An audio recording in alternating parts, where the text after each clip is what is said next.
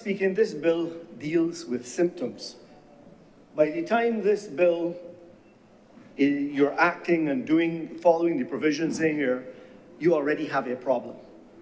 Therefore, this bill treats the symptoms, not really what the problem is. And I will take a little diversion for a moment to say to you that when I was 17, a long time ago, that was the time when you could get a driver's license. To get a driver's license, you had to go through all kinds of process, a written test, and then an actual physical test just to get a driver's license. And then later on, sir, if you wanted to get married, you had to get a marriage license to be married. And if you wanted to practice in certain areas, whether you be an accountant or a doctor, all different types of things, you had to get a license and show some type of training. Sir, part of this problem is, why I say this is a symptom, is that being a parent requires no training at all. There is no course I learned. Where do we learn to be a parent? How do we do that? We model those parents who raised us, our grandparents, parents around us, parents in our village, parents in our community. That's what we do. There is no formal training to be a parent. And hence, as I said, when you have to be dealing with the provisions of this bill, you already have a problem. Sir, Article 3 of this bill, the third paragraph, speaks to the purpose of this. And I must say that prior to reading this bill, I had not read the United Nations Convention on the Rights of the Child. And because I read this bill, it caused me to go and read this because it was referenced in there. And it references, when I read it, there are 4 points that I want to bring out. The first point I want to bring out on this United Nations Convention on the Rights of the Child, point 41, tells us in here that if the laws of a country protect children's rights better than this convention, then those laws should be used. So, sir, this is a minimum standard. This is a minimum standard. But we could do more if we wanted to do more. That was great to know. This is not something that we only follow.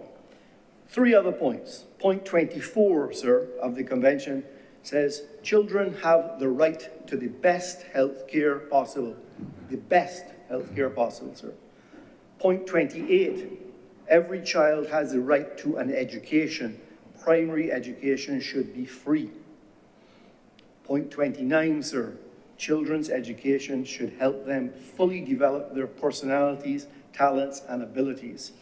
When I read those 3 together, what I clearly understand is that we, in saying that this is the purpose of this bill in item 3 and adopting this convention, we all agree that our children should have the best available health care and the best education that they could get. And it is on those 2 points that I would like just to expand, sir. I question, having understood that, what our priorities have been as a country over successive governments for many years. Let me start with healthcare, sir. I worry greatly, and all the stories that we hear them, some in here, some in the media, some on television, some at parties we go to, we hear of difficulties in getting health care at the hospitals, in the polyclinics, wherever it might be. Now remember, sir, I'm tying this to, we say that the purpose, we adopt this fully. And therefore, by extension, we are making the commitment that we are going to give our children the best health care that they can get. And I worry that that is not so. I worry when I see the amount of private charity money that has to go into our healthcare system to keep it running.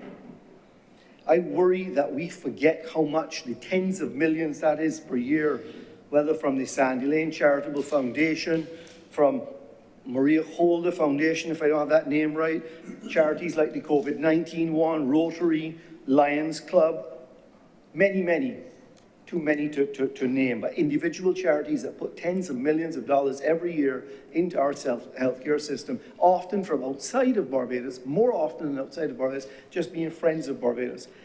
That worries me a bit because I question then, is really healthcare a priority for us?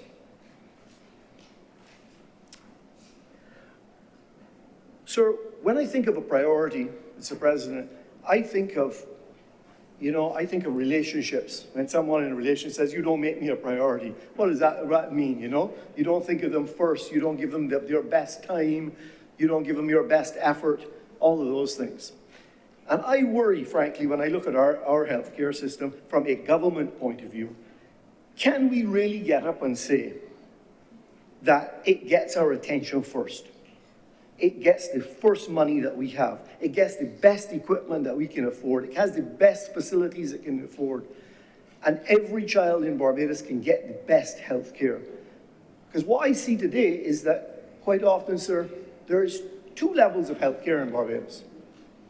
There is one where you rely on the public health care, and there's another health care system where if you have insurance or other means, you can get better health care.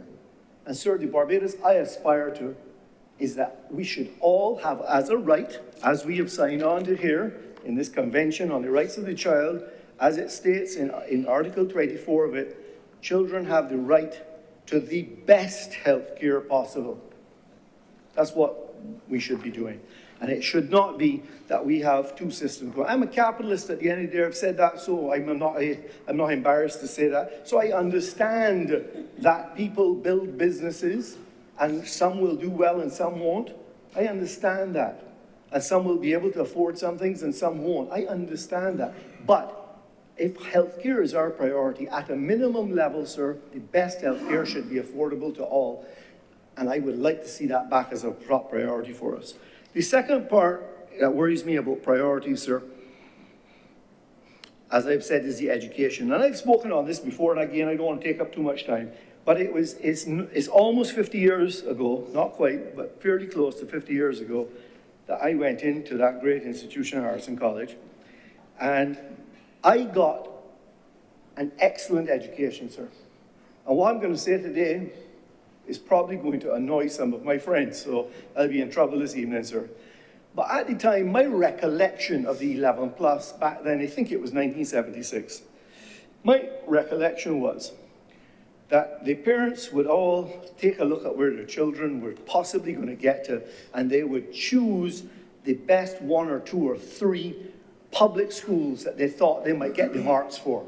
We all aspired to go to a public school. That's where the best secondary education was available. Whether it was in my days, it was not gender together. So Queen's College was girls and Harrison College was boys and so on. So as a boy, you would want to go to AC, you wanted to go to Common Mare, you want to go to Foundation, you want to go to Lodge. Those were the things. My worry, and at that time, sir, there were very few private secondary schools.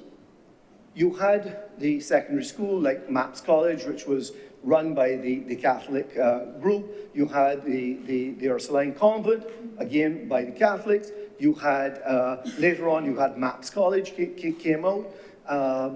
But really and truly, and this is the part that'll get me in trouble, those schools were not where you aspired to go to. You aspired to go to the public school. If you got the good enough mark, you went to the top school. If you didn't get the mark where you thought you were going to go, hopefully you got a bursary, and then you slipped into a private secondary school. Today, sir, my concern is that's completely reversed. The first choice is not to go into the public school system, because it's a difficult place to go. If you're not the top child and you can teach yourself, you will possibly not get a good education there. And sir, what I want to do is I want to tie the two of these together without speaking for too long, because remember, we're talking about the rights of our children. We're talking about this particular bill in front of us. How I want to tie these two together, sir, is that when we choose priorities, and healthcare for our children, education for our children, must be amongst our top priorities, if not number 1 and 2. And I'll tell you why also a little bit further on. If it's going to be your top priority, I would think that the people who work in those areas, education, sir, and healthcare, would be our smartest people who are paid the most, who work in the best conditions that they can work in. And I am fearful today, sir, that that is not true. That in our school system, it is not the best facilities. Our school teachers, sir, are not paid the highest salaries. Our doctors, our nurses, our healthcare worker providers are not working in the best conditions.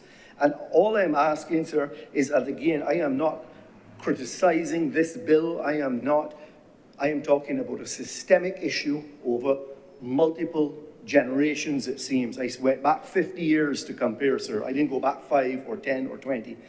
I've seen a deterioration in it. And what I would think is that if healthcare and education are our priority, as they should be, because it wasn't that long ago that we talked in here, sir, about the challenge that we have with the National Insurance Scheme, where we have a declining workforce, we have an aging population. So in fact, what we need is highly educated children coming out of our school system today who can be high income earners, because there are less of them to pay for us, sir, in our old age, which is not far away. I'm very, very sorry to tell you, Mr. President, but we're not far from it. So we need, if you have less and less, we need them to be highly educated. It is silly for us not to invest our first available dollar in the education of our children. Mr. President, I raise on a point of order. What's the point of order?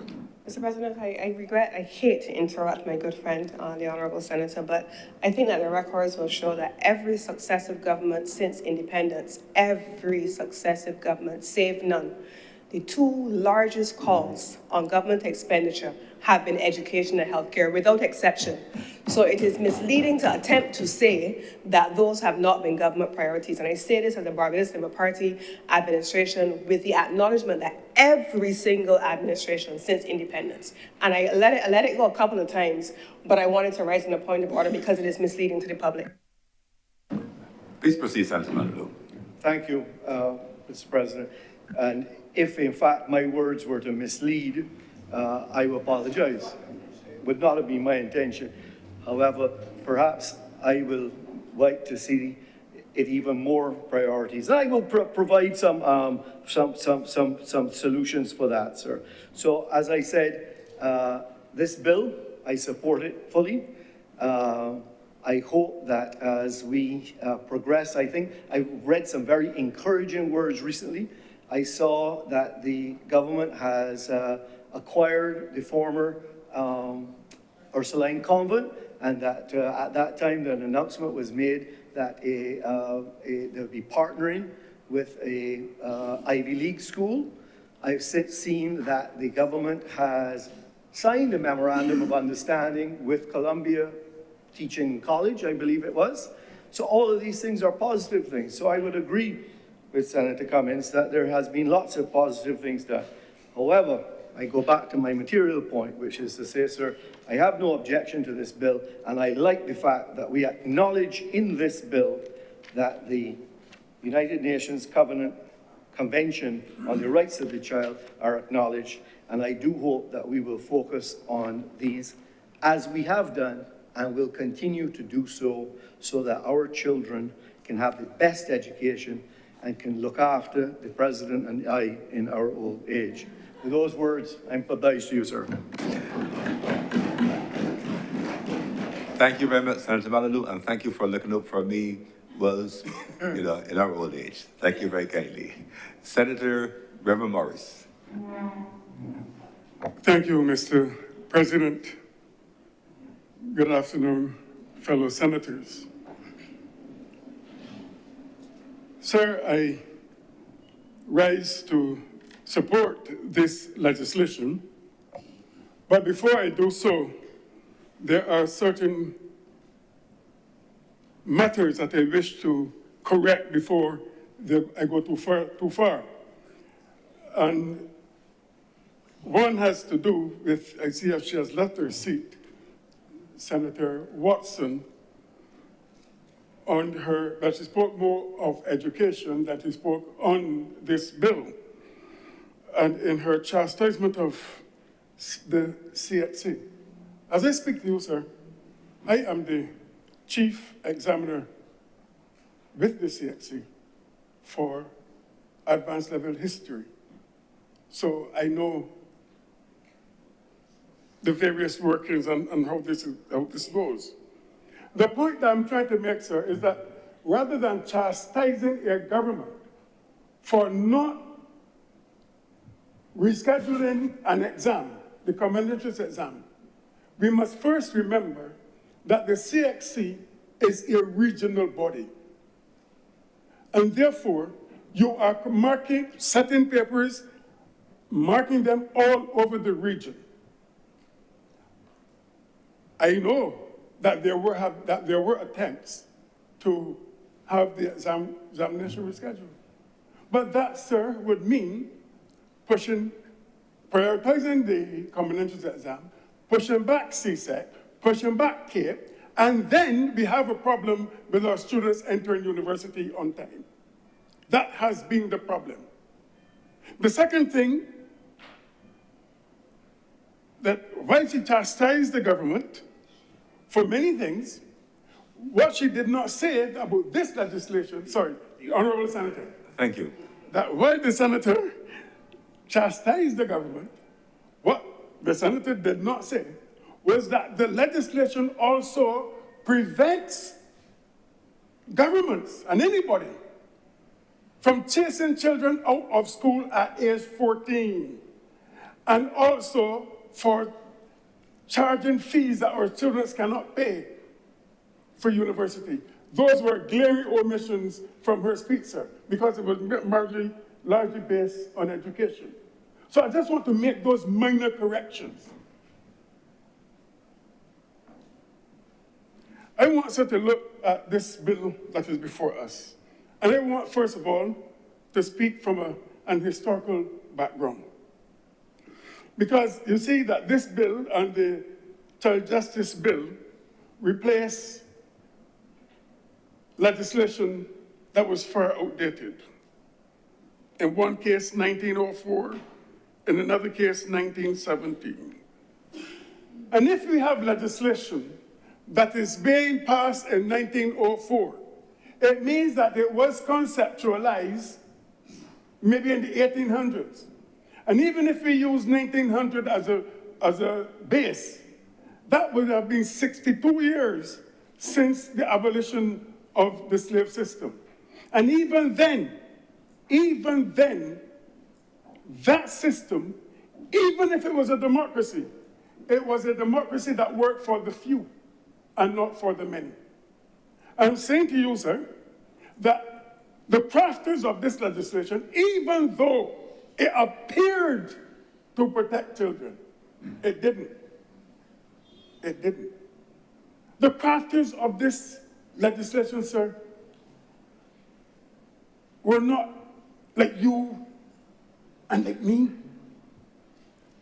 We were not their interest. The children of this country were not their main interest. That is why some of them could commit a crime against children and only pay $24 and get off and go away scot-free, because that's what I call it. No, sir, I'm not racist. I believe in the dignity of humanity. I believe persons, white, blue, black, pink, all have a right to live and have the right to existence. I have a right to freedom and liberty to express their views.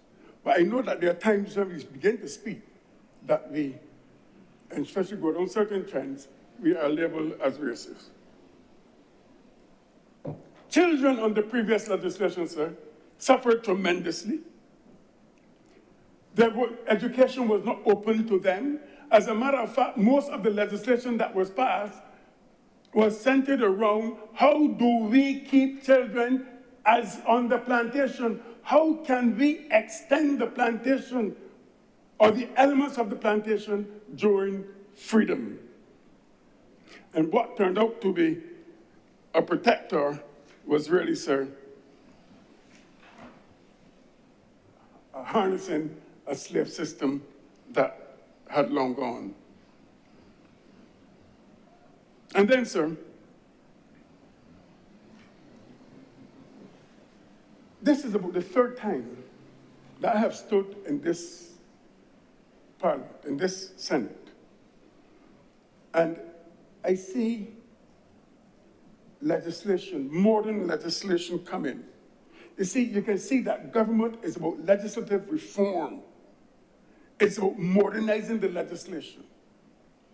And I think that we cannot operate in 2024 on legislation based on 1904 and 1917. So, creating and transforming Barbadians, preparing a Barbadian society for the now and the future is paramount. When I examined this legislation, sir, and I looked at the detractors, I read the comments on this bill. Opposition built on issues that are not contained in the bill. It says it was denying rights. I see the opposite, that the rights of children are protected. There are some who are arguing that parents have a right to raise their children as they see fit, and I agree with that. I agree with that argument, as long as what parents see fit gel with the law. That is my contention. And what we know, we all know, sir, that some children are scared of their parents, afraid of saying what exactly is happening. And this legislation allows children to do that. So we talk about denying the rights of children, children choosing their own gender. I do not see it. I did not see any of this in the previous legislation. The funny thing, sir, is that there are persons, maybe who are weak by name and weak by nature, marching up and down this place, creating havoc. And I've said, sir, that it seems to me, I'm not saying the fact, but I'm saying it seems to me, that there is an attempt to make this country ungovernable. Some of the persons who are marching, sir, there is a child protection bill in Jamaica. Remember that. Go and see what is the difference between that and the bill that we are proposing here. I have not heard anybody protesting against the one in Jamaica. There is a child protection bill in St. Lucia, modeled after the OECS. I have not heard any St. Lucian protesting the bill in St. Lucia. But we are here marching up and down like the Grand Old Duke of York, reaping havoc on this society on Saturdays.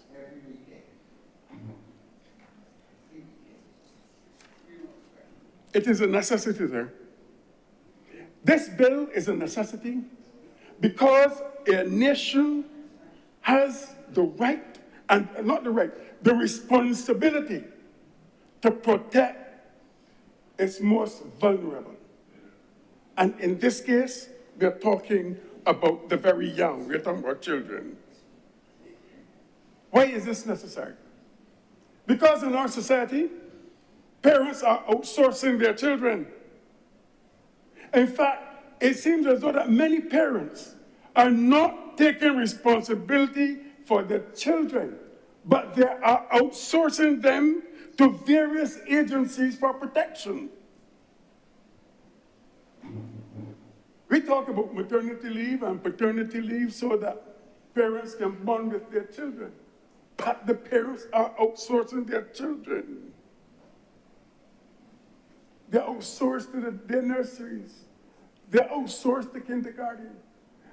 And this is all a result of the market, the consumer market.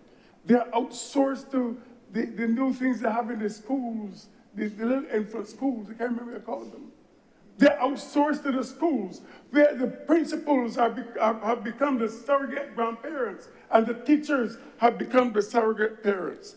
And any time that we see children being outsourced, government has a right to bring legislation to protect these children.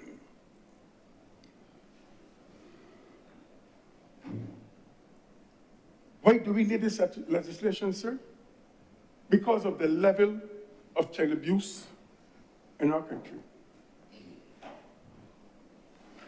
Sir, I heard the minister last week in presenting the bill I heard him say that we should speak of our own experiences.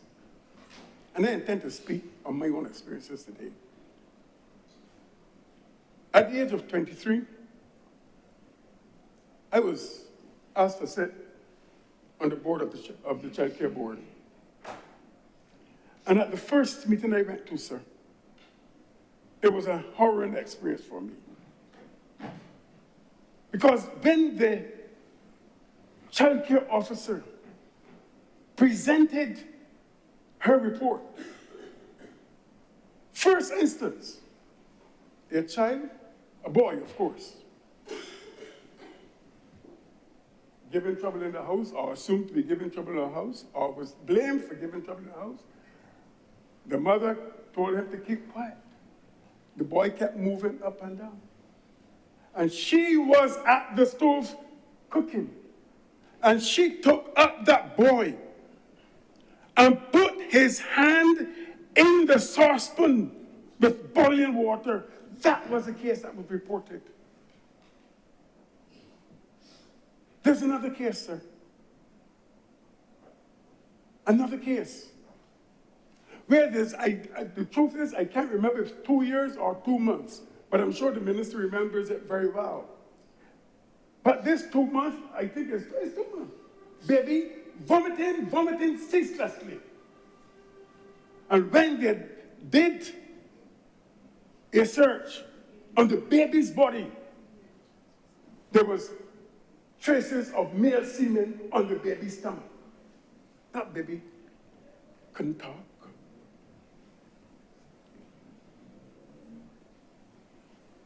Recently, sir, a girl about 15 years old, her father died. And I'm going to be as dramatic as it is because I'm truthful, and these are things that are happening in this country. That is why we need this bill. The father died and left a handsome insurance policy for her. The mother was involved in another relationship. Used the money to buy a van. And then the man in the house looked at the girl and said she looked good. No, Mr. President, no girl can't look good for me. School children can't look good for me. They may be beautiful, but they can't look good. He is now looking at her and she looks good. And what does the mother do? Take a razor blade or whatever it was and mark the girl's breast and then her face because she was not to look good for that man.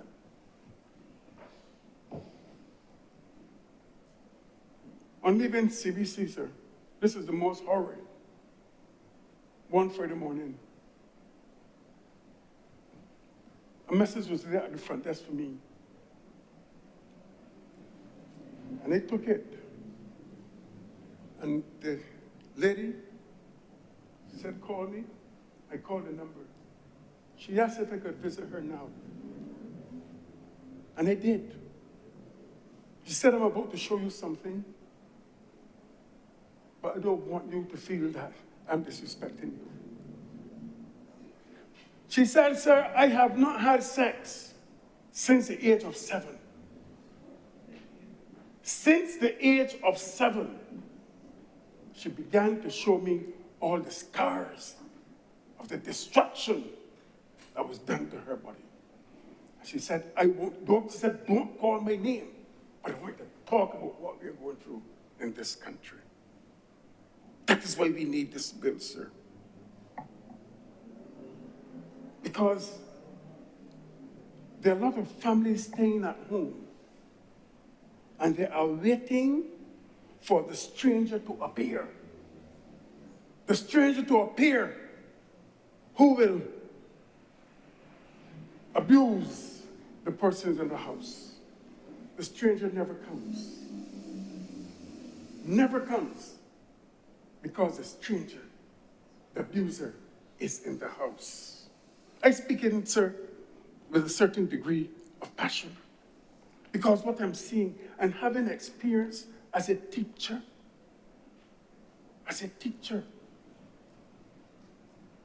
students could come and speak to me in confidence of the things that happened to me, happened to them. And they could not say a word. Because whenever it happens, they are advised, you can't say this, because this is who is supporting this house. So we have abuse at home and in the schools as well. There are children who are sexually molested by teachers in the schools. That too must stop with this legislation, because it now has to be reported. It can no longer be kept silent. There's a form of a parental abuse too, sir, that is happening. I have a daughter in Canada who's a teacher. And she called me, and she said that a black student called her a nigger. I asked her, what did you say? She said, I ignored him. I said, but all you had to do was to congratulate him on recognizing that you're a nigger, because a nigger knows the characteristics of another nigger, so therefore she could call me a nigger. She was intelligent. But she said the reason why she didn't say anything, because that boy was a family of 3 boys. 3 boys. The first was about 14, and the other 2 were twins.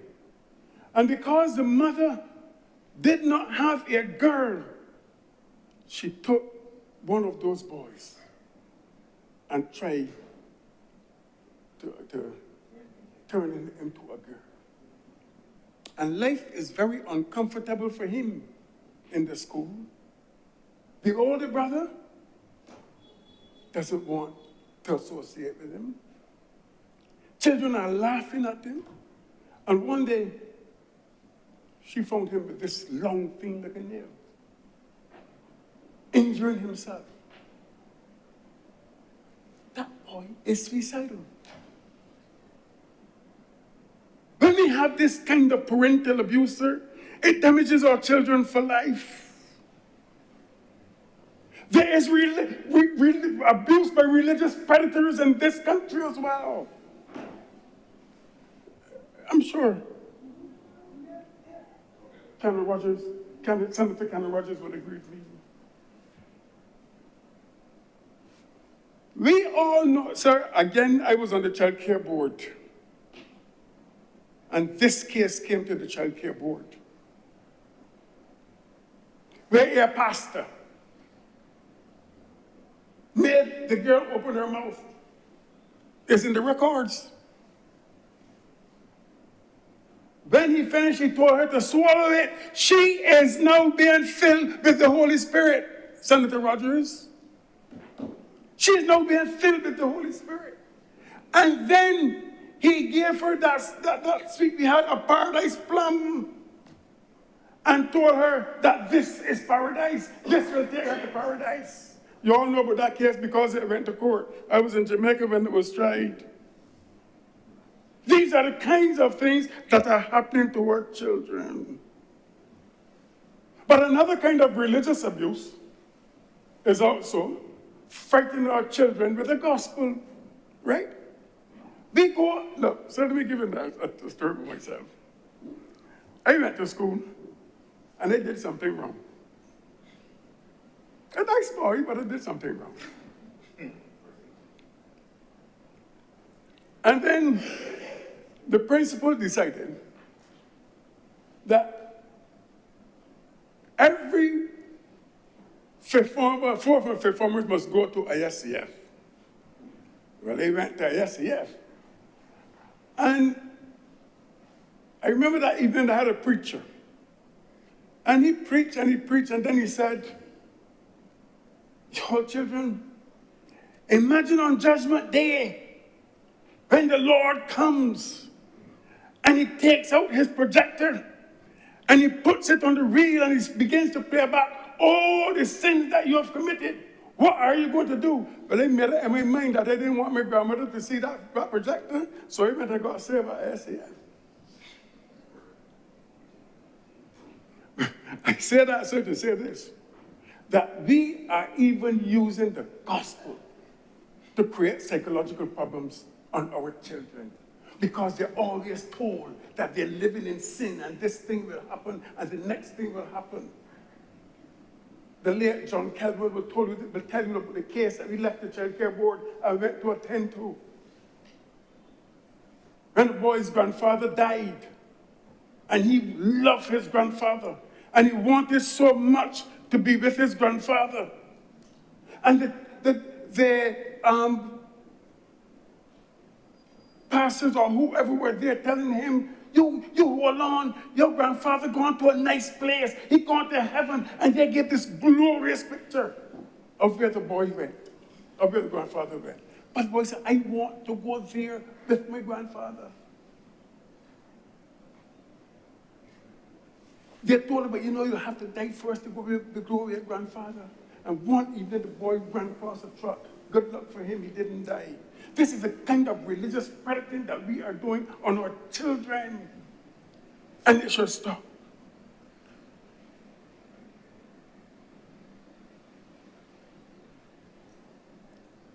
Sir, we must protect our children. When you look at the tables for abuse every year, look at here, 36 in 1 month or something like that. Figures, sir, these are child care board figures, not mine. Abuse of our children. And we need to protect them. We need to ensure that when our children leave home and come to school, that they are protected. You know, there are some persons that I know have gone miles to protect children. And I'm going to call her name. And her name is Mrs. Denise Nurse. I'm sure you would know. I know that Senator Nurse is a very patient man. I know from my days with her, he had to be a patient man. The many times she got up 11 o'clock at night, Senator, to go to look out, she's leaving her children at home to go to look after other children. And I'm sure that because of her, there was one person who reached certain heights in this country. And I've never heard Mrs. Nurse's name called. She saved that girl, saved her, so that she could realize her own potential. I'm saying to you, sir, that we need to protect all our children, the most vulnerable in society. The time will come when we'll be able to speak on those, on the elderly. But as it stands now, our children need that protection. And the one thing that I like in this legislation is the fact of mandatory reporting. Mandatory reporting. If we do not protect our children, tell me, who will? I'm much obliged to you, sir. Thank you, Senator Reverend Morris. Senator Reverend Canon, Dr. John Rogers. Thank you very much, Mr. President. It is indeed an honor to be recognized to say a few words on this piece of legislation before us, and I thank you. I wish to also thank those who were responsible for giving me the opportunity to sit on the Joint Select Committee that perused this bill and interfaced with the public. A commission that was ably chaired by the Honorable Tony Moore, and with the expertise, I must mention, of Ms. Sean Bell from the CPC office, who was stellar in guiding us through some of the intricacies of the bill.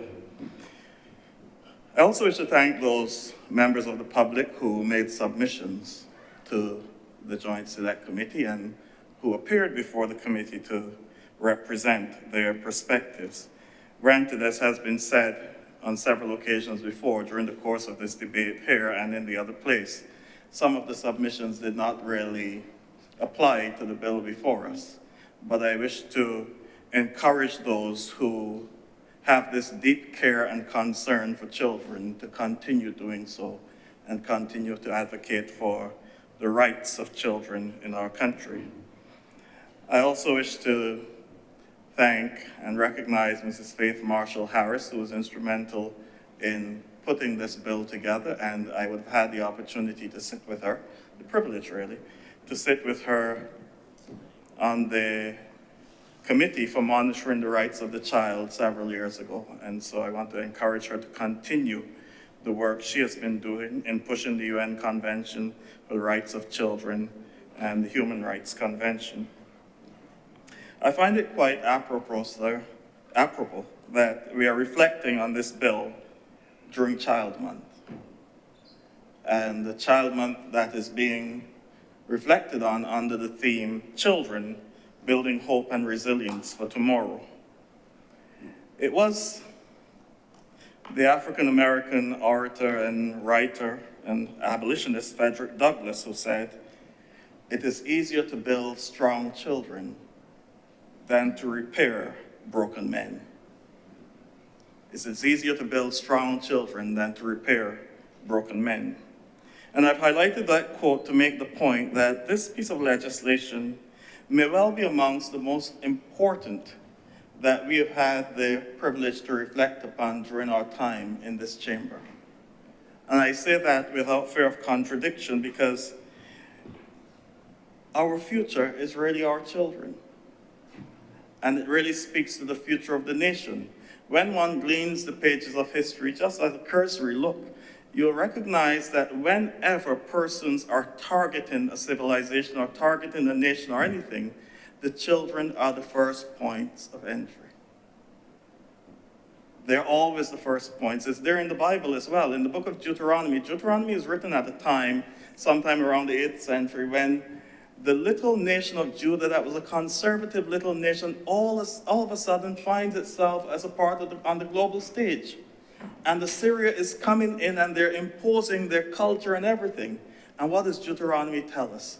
Constantly throughout that book, teach it to your children and your children's children. Make sure that you instill these things in children because they're going to be the first points of influence. The same thing is true there in St. Matthew's Gospel, chapter 21, when Jesus goes into Jerusalem on Palm Sunday and everybody is in euphoria. It's the little children who are running through the temple singing, "Hosanna to the Son of David." And the chief priests are telling them, stop. Because they realize if this takes root, we're in trouble. It's always the children, you see? And so, as I said, I will not knock those who made submissions and who are very passionate about their concerns for children because it's very real, it's very challenging. I would not even knock parents in the 21st century because many of us are struggling to keep up with our children. The technology is moving so quickly that by the time we get used to WhatsApp, they go on to something else. And that's just the nature of parenting in today's world. So it's very challenging, and we can understand why some parents will be frustrated. But long before John F. Kennedy opined that children are the world's most valuable resource, and indeed, they're the best hope for the future, Jesus was telling us this. It was Jesus who said, unless you become like one of these little children, you will not enter the kingdom of heaven. And what was he really saying? He was extolling the purity and the innocence of children. And just to use modern day analogy, our little children come into this world like little tablets, little devices, empty, and the world downloads its material on them. And so it is very important that as parents and guardians, we pay close attention to what is being downloaded. But it's even more important that we pay attention to what we upload. Because in many instances, we are uploading things that are not beneficial to our children. And why? Because it's natural. Every generation tends to lower the moral bar because we always feel that our parents were a little too strict. So we will ease a little bit on our children. And I think I've mentioned it before, that Chinese proverb that says, the morals and values of a society are like a tree under which every generation comes and finds shade. But what happens if every generation comes and cuts off a branch thinking that they're pruning it? At some point in time, some generation will come and there'll be no tree. And so we have to recognize that this is the world in which we're living. And these are the challenges that people are facing. So we have to be careful what we upload on these little tablets that God has given to us.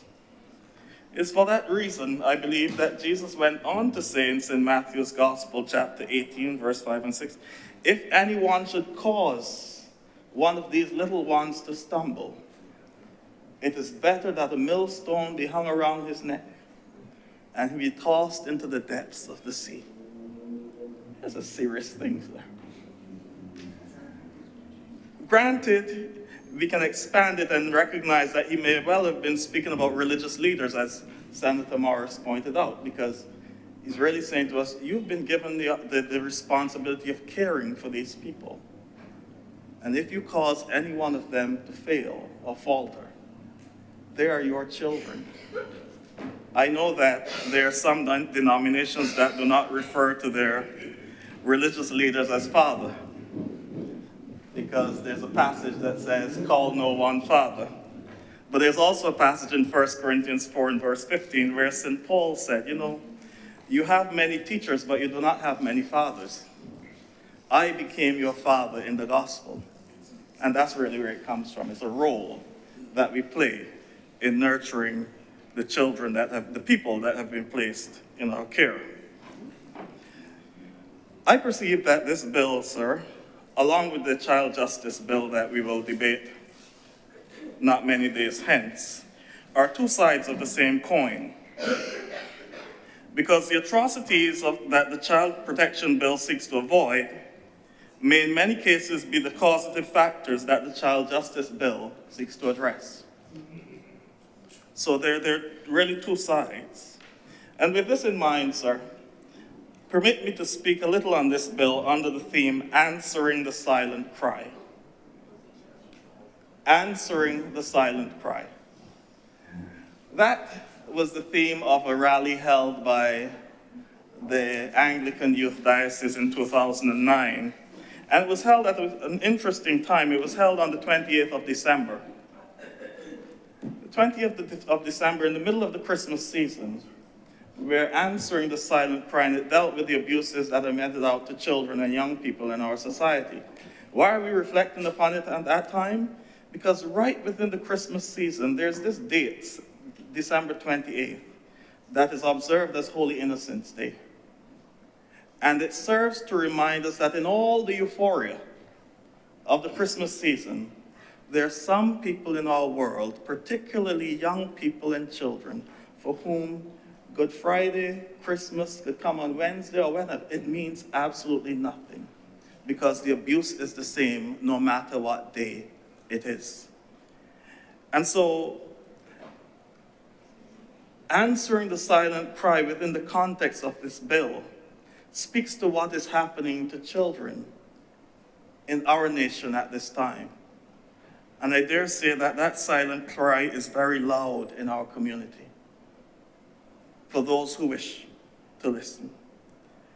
On average, as we've heard, there are about 600 reported cases per year of child abuse. Reported. I read a study from Child Protect Children's Advocacy Center in Alabama, which suggested that for every incident of child abuse reported and child neglect reported, there are 2 others that are not. So if we're over 600, taking that into context, we're dealing with 1,800. That's about 60% of the children who sat common entrance this year, sir. 1,800. That may well be what we're dealing with. The silent cry may be louder than we can possibly imagine or even want to imagine. I remember some years ago, I always have to quote a little calypso, sir. Terencia Coward, TC, sang a song called Broken Dolls. There are a lot of broken dolls in our society. The virtues of this legislation have been touted in both chambers and already, so we need not regurgitate them, other than to say that I want to specifically point out that I support the purpose of this bill set out in Section 3 and grounding it in the UN Convention on the Rights of Children, because the UN has been at the forefront advocating for the protection of children. And sometimes in this part of the world, we may not be au fait with some of the challenges that others are experiencing.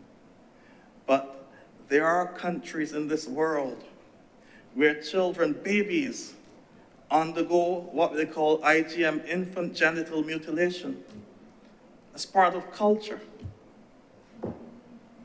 abused. And what the United Nations is saying, we cannot do this anymore to children. We're scarring them for life, as in the case that Senator Morris pointed out earlier. Section 5 also deals with what is a child in need of care and protection. And that section spells out very clearly that this bill is not necessarily will not necessarily touch many children in our society. But it is important that it touches the ones that it needs to touch. The ones who have no one to stand for them, the ones who are victims of abuse, the ones who are there and every night cannot get a night's sleep properly because they're listening for those footsteps coming to the room. Those who have lost self-worth, those who have lost their dignity at the hands of an adult. The Section 24 has been one of the sections that came up in the deliberations, and there were some submissions, not written, but that questioned whether we should go with this mandatory reporting fully for some professions. Sir, I'm a priest, and I know that within our traditions there are seals of confession and so on. But I always believe when it comes to children, there can be no seal. If we know that something is going wrong with a child, we are obligated, we ought to feel obligated to report that so that that child can live out his or her life in the best way possible in their Father's world. We cannot conceal abuse. And the same thing is true for us as teachers. I had the opportunity to teach in the government setting for a few years, and I always say, teachers are the angels in this society.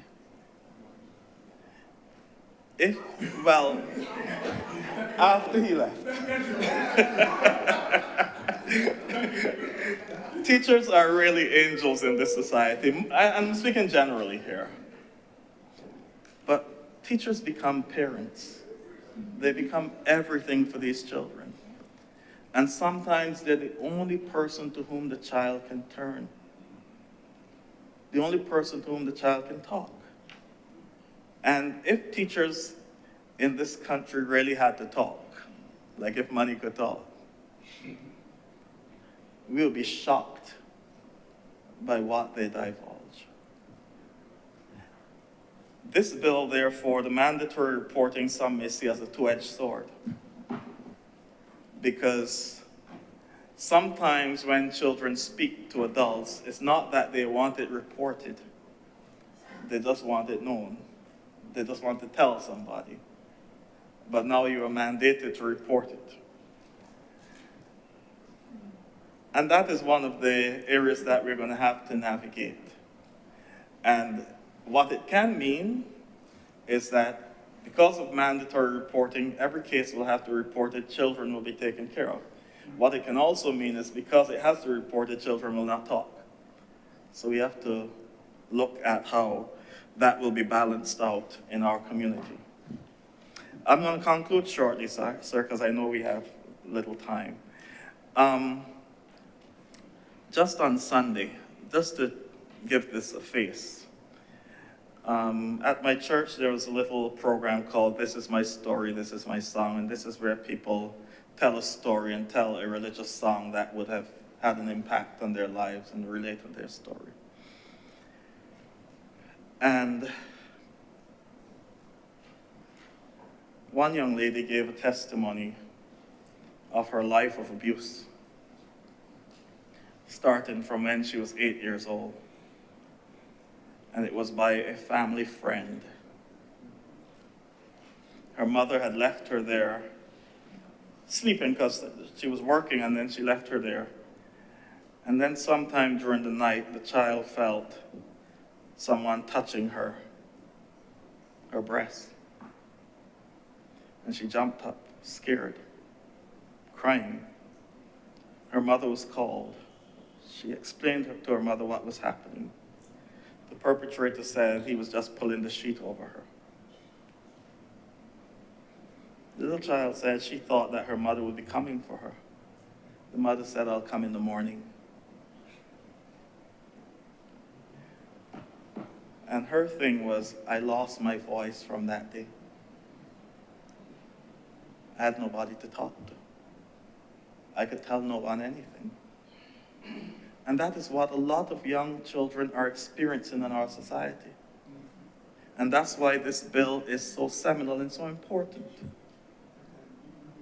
And only in meeting with the Child Care Board, when they came to one of their sessions, they related some of the challenges they have when going to homes and so on. Some of them are actually apprehensive about having to go to homes. Because the question was, should the police accompany them now? And they said some of the things we see, you don't want to go there alone. Relate a story where they went to a house and a child was nailed to the wall. These are the things that are happening in Barbados. So I want to implore those out there, I know your passion for children and so on. The legislation will not be perfect. We can't make perfect legislation. There's no such thing. But at least let us do something to protect those who are vulnerable in our society.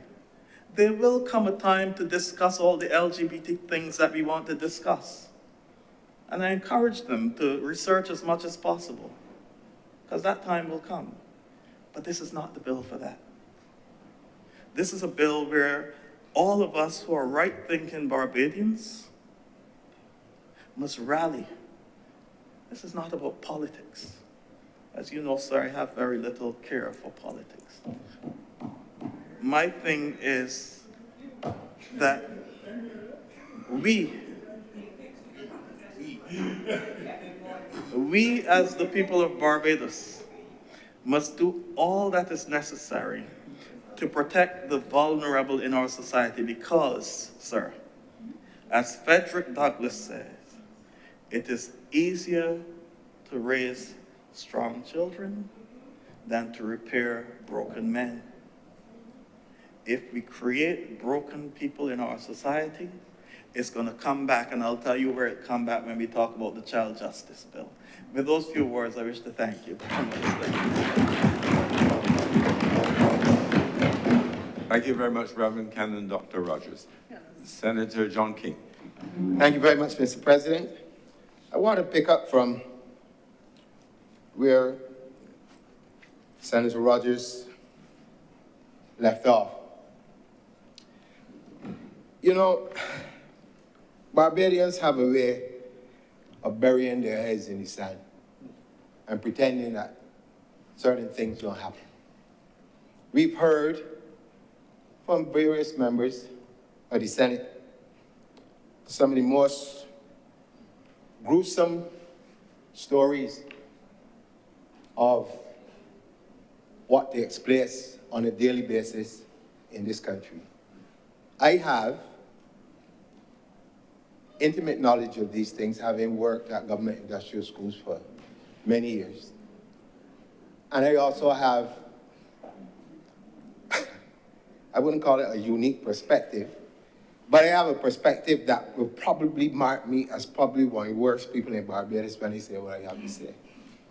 But I also live my life by one very simple thing. The truth will set you free.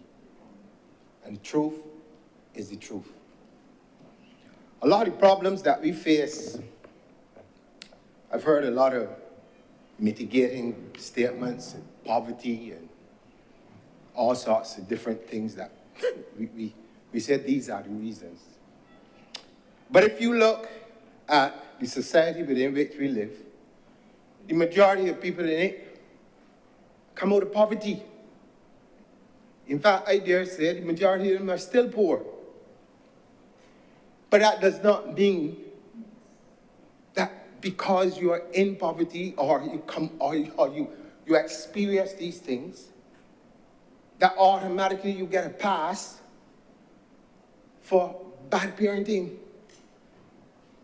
And I know a lot of people would like to pretend that this is a mitigating factor. I'm not in that.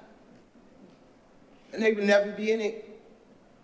Because I've seen too many things over the years that point to some people who, and let me put it as simple as this analogy so you understand. Get children, but really don't care about them 2 minutes on a watch. And I hope you understand what I'm saying. They don't. But they get the children. And you know what it leads to? Something which I call welfare fraud. Because one thing goes into the other. They have no intention, none, of providing for these children.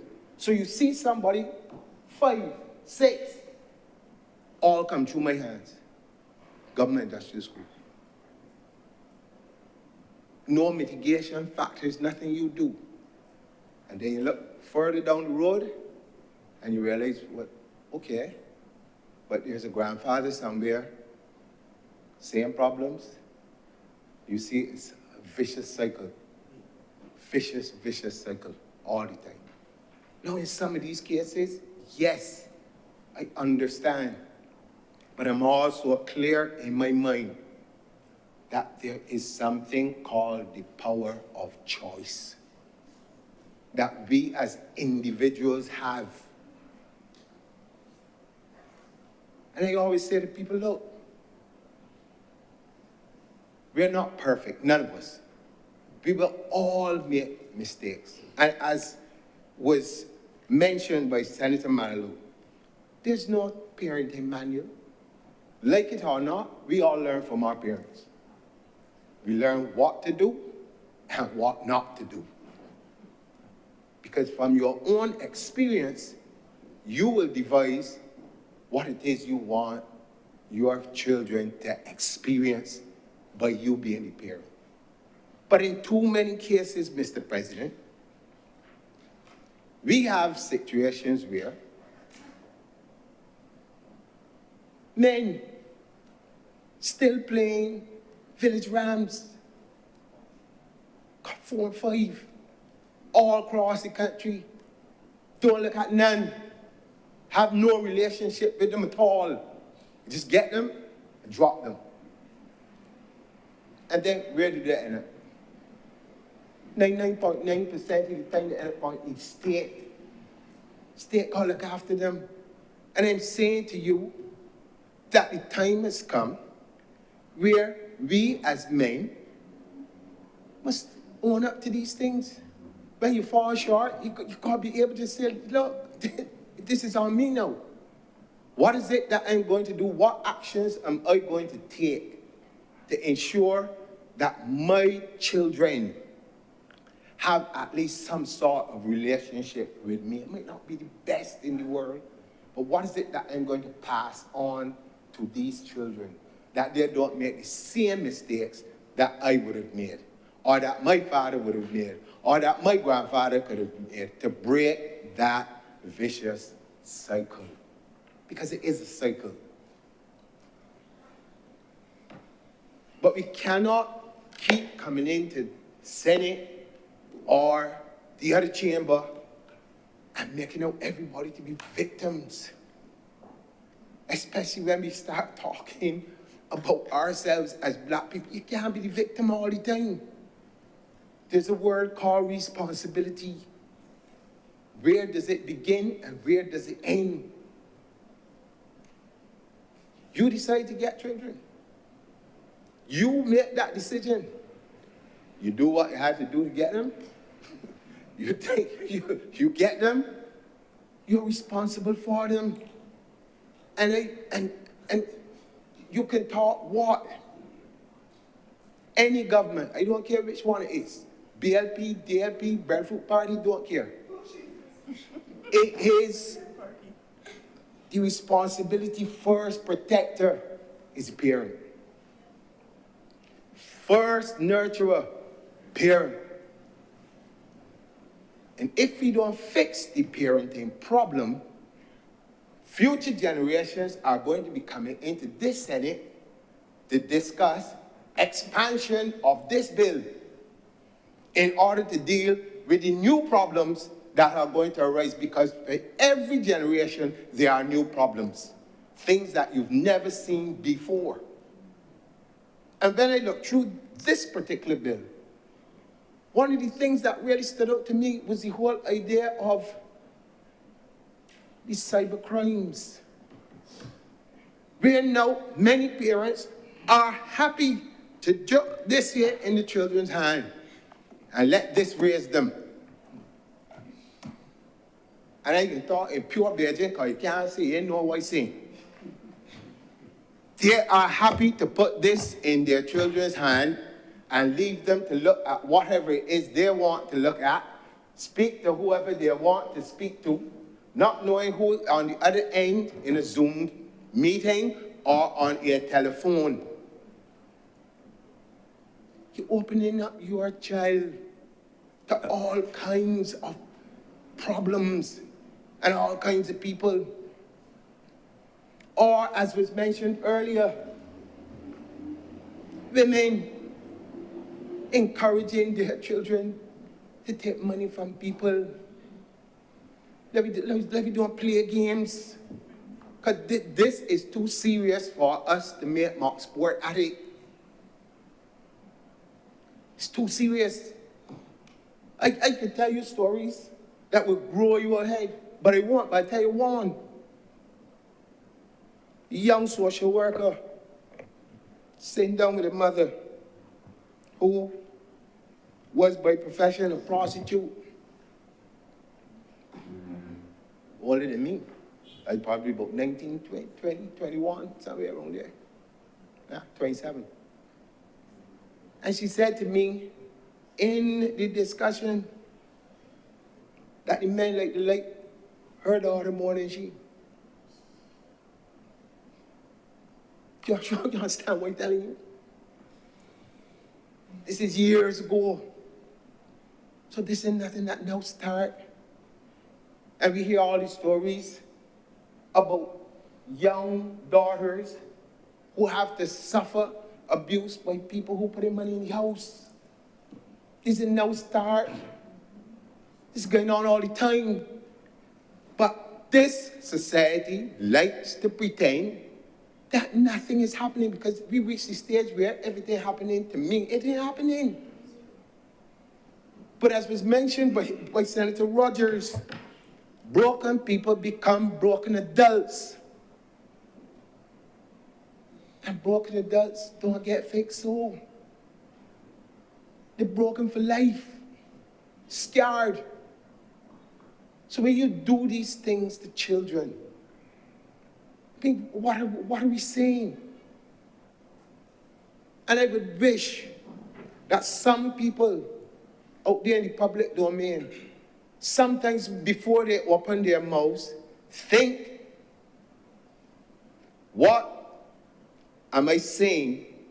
How is this going to affect the wider society? Not your little interests or your little political games.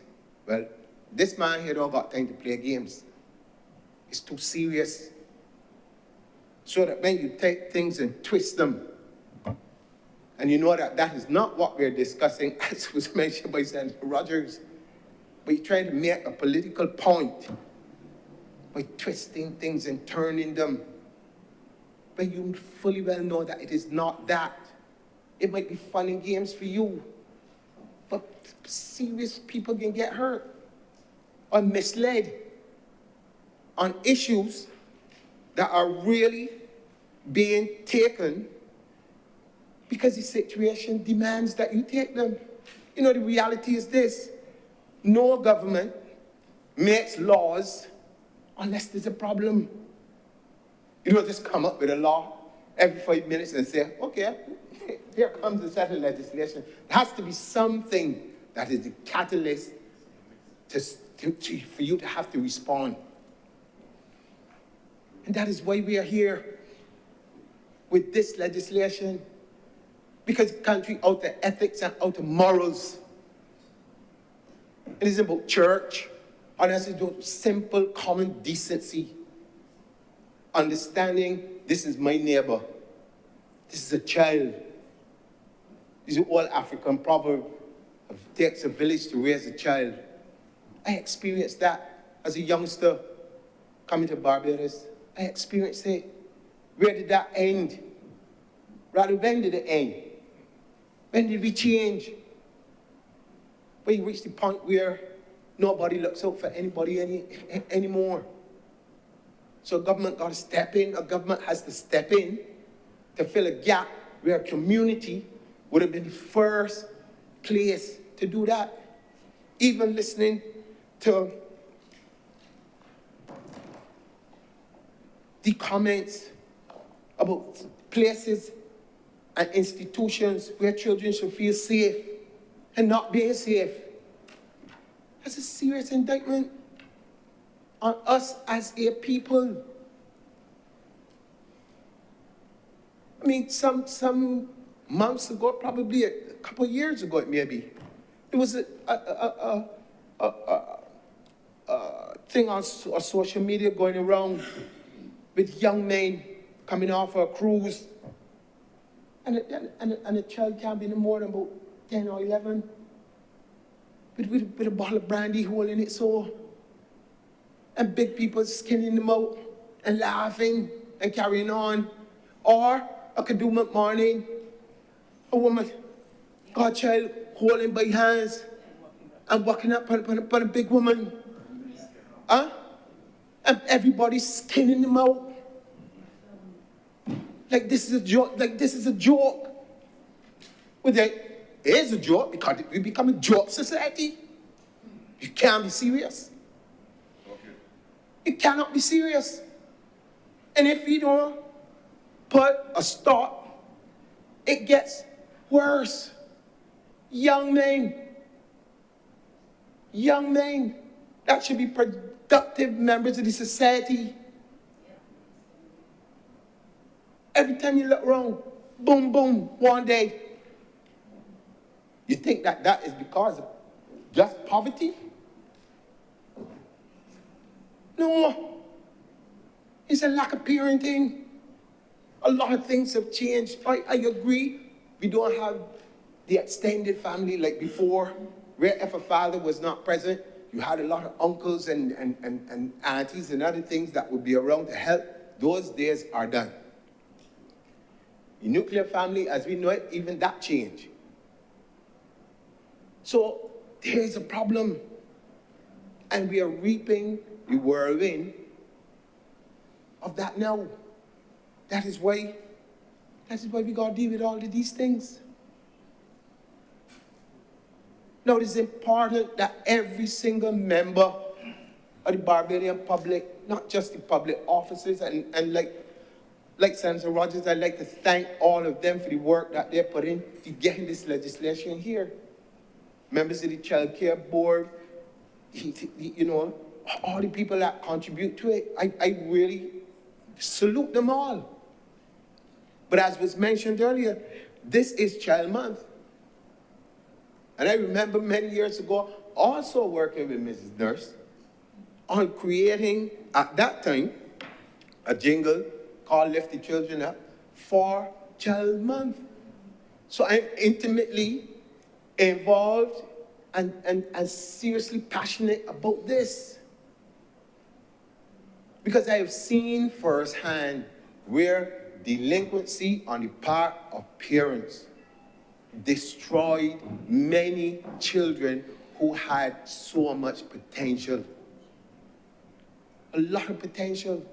And I always say to people, in life it is not where you start. So some people like to use this victim mentality. You start out poor, you ain't had nothing, you got start clothes and whatever. It is not where you start. No journey in the world ends where you start. Because every end where you start means you never make a step from there at all. You start in the same place, or you went around in a circle. It doesn't work like that. And we have got to come to a place where politics, as it is, has its place and it's time for everything. But on issues like this, if this country cannot come together and rally on it, all of us are going to pay the price. Mr. President, I just turned 60 years old. You didn't genuinely believe I would get there. Come on, Johnny, my boy. 60 years old. There are younger people who are coming behind us, who, when every single one of us in here reach the stage where we can't do for ourselves, you're going to be depending on them to create a society in which you can live till God call you home. This is not a joke. This is not anything to play with. So I implore, I beg and I implore those people who, as was mentioned earlier, march week after weeks after weeks after weeks to cease and desist with some of the things that you are saying. Speak truth.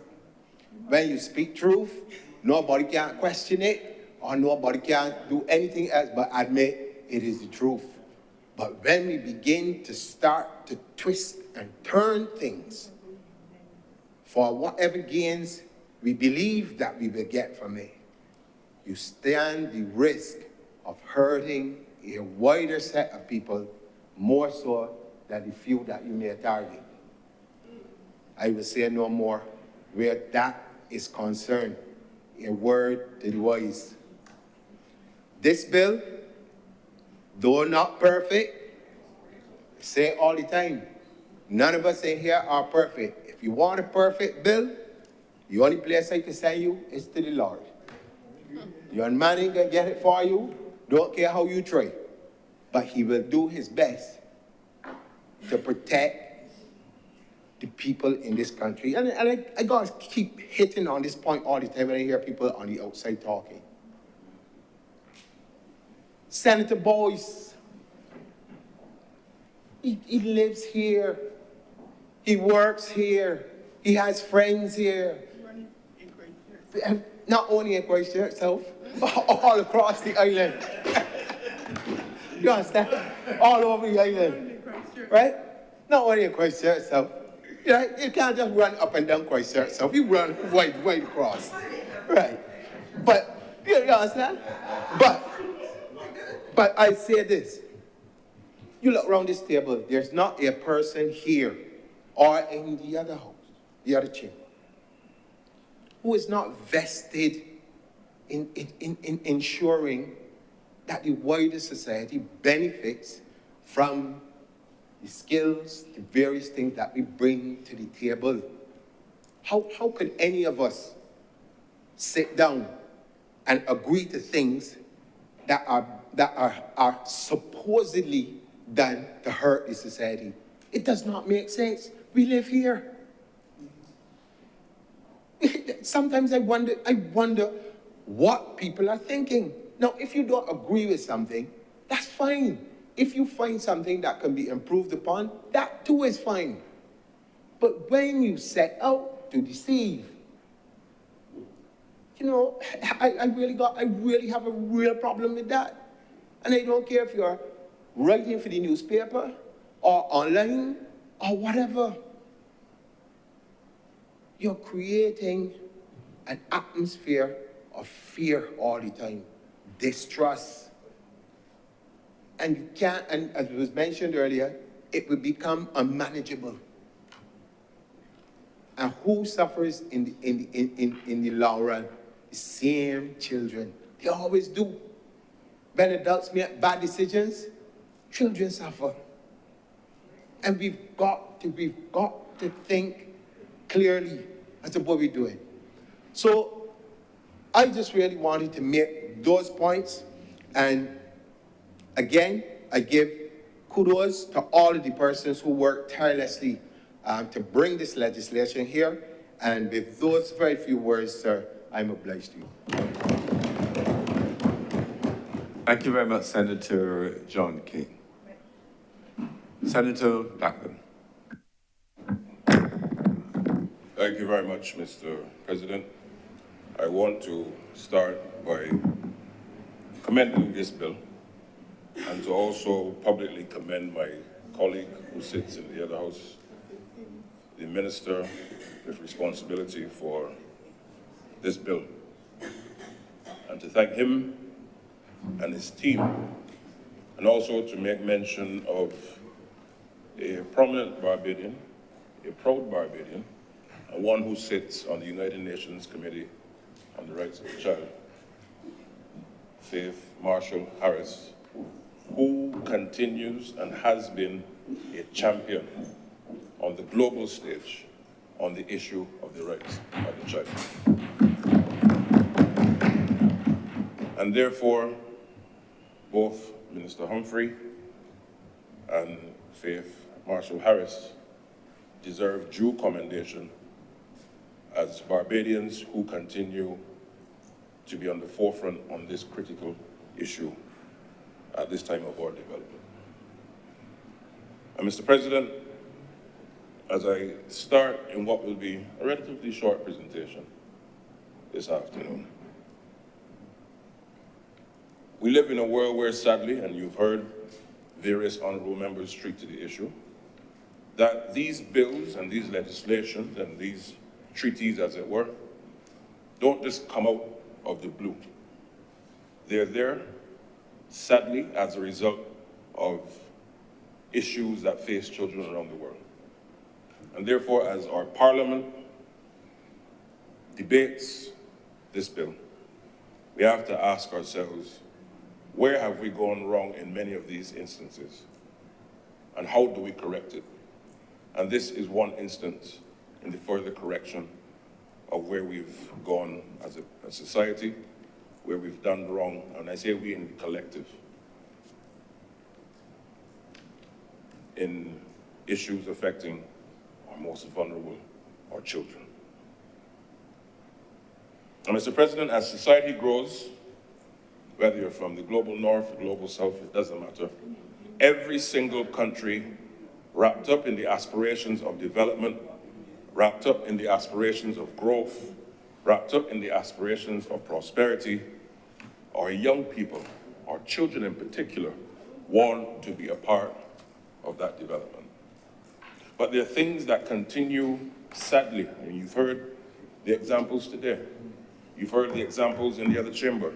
There are things that sadly happen in our society that thwart that aspiration and that ability for our young people to do what young people and children do, be children. It's as simple as that. There are things, sadly, that stop them from being able to be a child and then have to contend with other things because some amongst us in our society unfortunately see it fit to do things that goes against the very values of what we aspire to be as a country, and do so against our children. And it's within that context, of course, that we find ourselves here.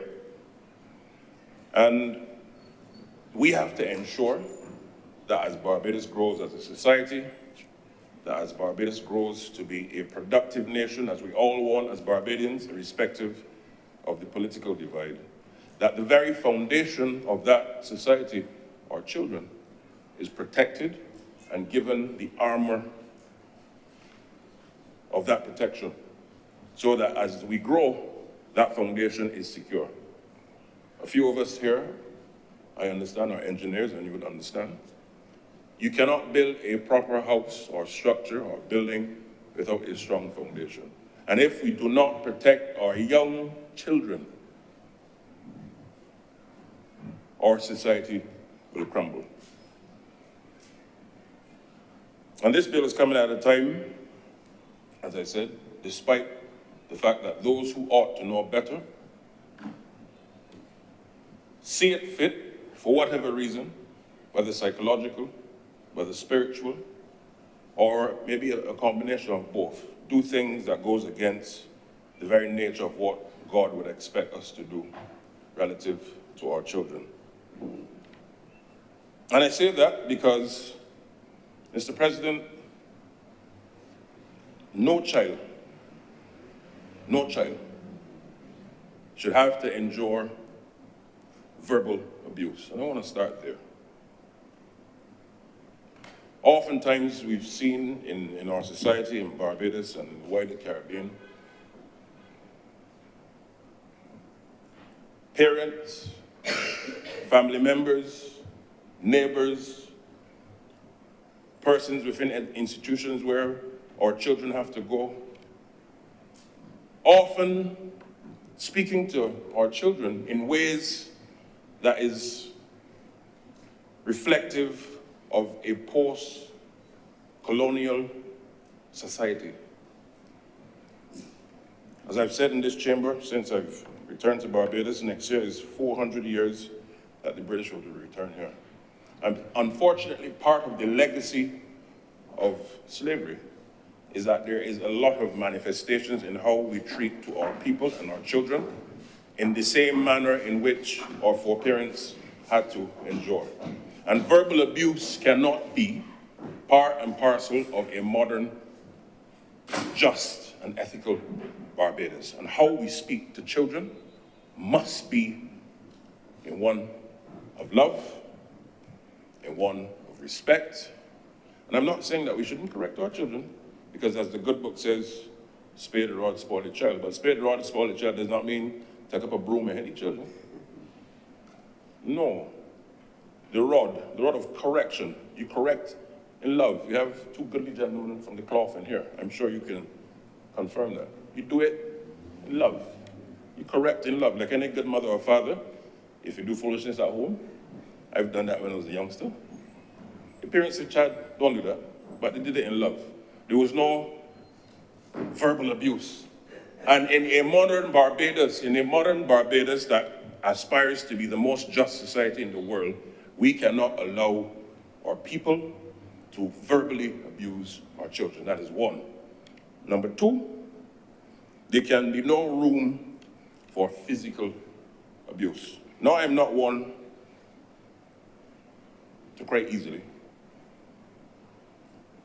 But as Senator Morris spoke, Mr. President, I kid you not. I kid you not.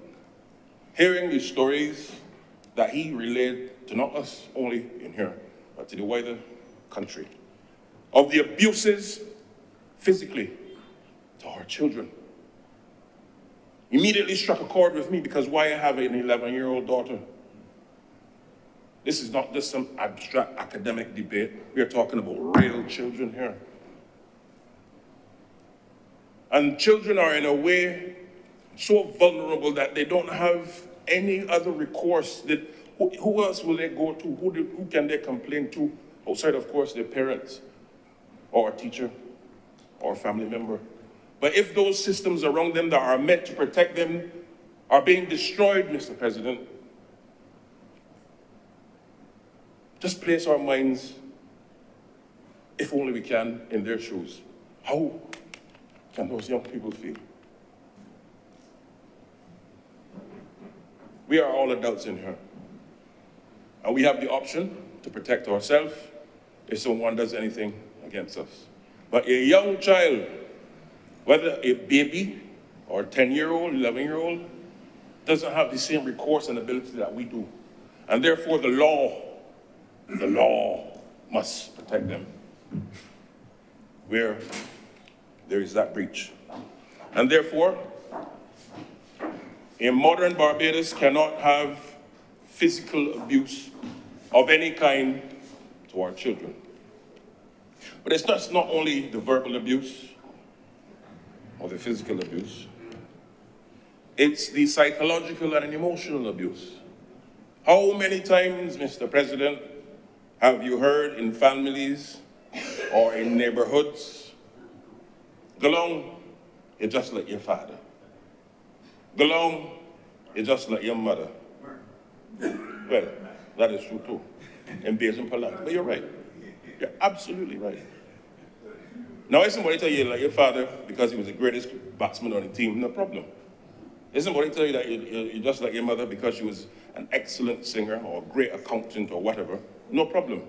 But if it is used in circumstances where it is pulling down the very fabric of that young person, a child, the emotional and psychological scars are oftentimes irreparable. And as Senator King rightly spoke, and I think Senator Rogers, that is why part and parcel we see oftentimes the manifestation of anger and frustration coming out of our people as they get older. Because why? You remember, a child at that stage of their human development, that is when they absorb. It's a sponge. And if you create an environment where they can thrive and believe that they are of significant value, they'll grow up with that confidence and belief, I am of significant value. If they're put in an environment where they believe I am of no value, they will grow up believing I am of no value. And therefore, physical abuse, as I mentioned, verbal abuse can have no place in a modern Barbados. But the psychological and emotional has no place in our society. And I want to take this opportunity to say to parents, to families, to aunties, uncles, godparents, teachers, camp counselors, whoever has responsibility to engage with our children, never must you use your tongue to denigrate our children. Yes, you must correct them where necessary, but you must do so in love. Because why? If we don't, we create a society that is going to be chaotic, and then we wonder how it gets so. No, the foundation has to be secure. And I'm so proud to be a part, not just of a party that is bringing this bill, but as you listen to the contributions of members from all sides, part of a chamber that supports such a piece of legislation as this, because this is who we are as Barbadians, protecting our vulnerable. But I want to go a bit further, Mr. President. When you look at the need for bridging the gap, I felt it necessary to use this occasion, as we're talking about children and in Child Month, about bridging that divide between our children, not just young people, but our children and our elderly. In the Asian society, knowledge transfer is part and parcel of how the economic structure is actually configured between the young and the old. Because why? Persons who are in their 60s, 70s, 80s would have gone through different phases of life and gathered immense experience. And what they do on a voluntary basis, and there's a national structure with civil society and families, etc., is that young children go to the homes or wherever they reside and engage with the elderly and then engage in knowledge transfer, because the elderly share, in simple terms, of course, with those children on the experiences that they have had in life. And those young people, one, maintain the culture of the society. Two, they understand how things work. And three, those values from the older generations are passed down. And the science has shown that for the elderly, they actually live a bit longer because they're engaging with youth. So this is something I think that we could explore in Barbados as a country, where there's that bridge between our young children, of course, once they're at the age of, they can speak and understand, and our elderly. This is what we must do as a country. And when you look at where we need to go, as I said, we must let children be children. But Mr. President, I could not rise before also treating to a number of issues that have surrounded this debate on this bill, even before it came in here today, even before it was laid in the other place, but through the consultations, etc., and public discourse. And I want to really treat very briefly to the issue of what I call the elitism and hypocrisy surrounding how we treat our disadvantaged in our society. We have inherited a system of governance, of society, that was handed down to us by our colonial past. And it often reflects a lot of inequalities that bear no place in a modern progressive Barbados. And I'm proud to be part of an administration, the Barbados Labour Party, that sees it fit to ensure that the vulnerable amongst us are protected and that they're given the due space to enjoy prosperity and to remove obstacles of inequality where they exist. And when you place that in context, one such example, talking about children and young people, is the whole exercise of educational reform. And when you look at educational reform, part of it, not all of it, but part of it is the whole issue that at 11 years old, you have to go through what we know as the common entrance. And our government has made it clear that part of that reform must ensure that the different talents that our people have must be able to contend and to go in the right direction so that they become, one, prosperous citizens, productive citizens, and three, we don't have just a percentage of our people doing well and then banding off the rest, the other 60%, as it were. And I find it very shocking, and I want to say this, and I've listened to it over the last 6 weeks in different forums, TV, radio, social media. And I want to ask the Democratic Labour Party to publicly apologize to Barbadians, to publicly apologize to Al Barrow himself, even though he is gone, because they invoke his name but bear no resemblance to his ethos. How can they perpetuate the idea of maintaining a system that was introduced by the British elite themselves, and the British themselves saw it fit after a while, realizing that it caused deep societal problems to move away from that system because of the inequalities that it caused in Britain in the 60s in particular. But because many of them are beneficiaries of this system, they want to protect it with their dear life. And I want to say to them, Democratic Labour Party, you owe Barbados an apology. So whether it be the leader of the opposition, whether it be the leader of the opposition in the Senate, the Democratic Labour Party, I'm asking you to apologize to the people because you're not helping us to break down the inequalities in this society. An apology is needed. Senator Watson, now what they raise? Just on a point of clarification. Yes. I just want to clarify for Senator Blackman that leader of opposition business in the Senate has never intimated that the 11 plus should be retained. I just want to make that clear, and I'm hoping that he does not put out there, put abroad, that that is a position that has been taken by the leader of opposition business in the Senate. He can go on with his request for an apology, but he's not to attribute that statement to me. Thank you very much for that clarification, Senator Watson. Mr. Please press on, President, Senator Mr. President, Blackman. sir, I have never seen such a disassociation of a leader of government business in a Senate from the leader of opposition in the other place. I have never seen it in my life.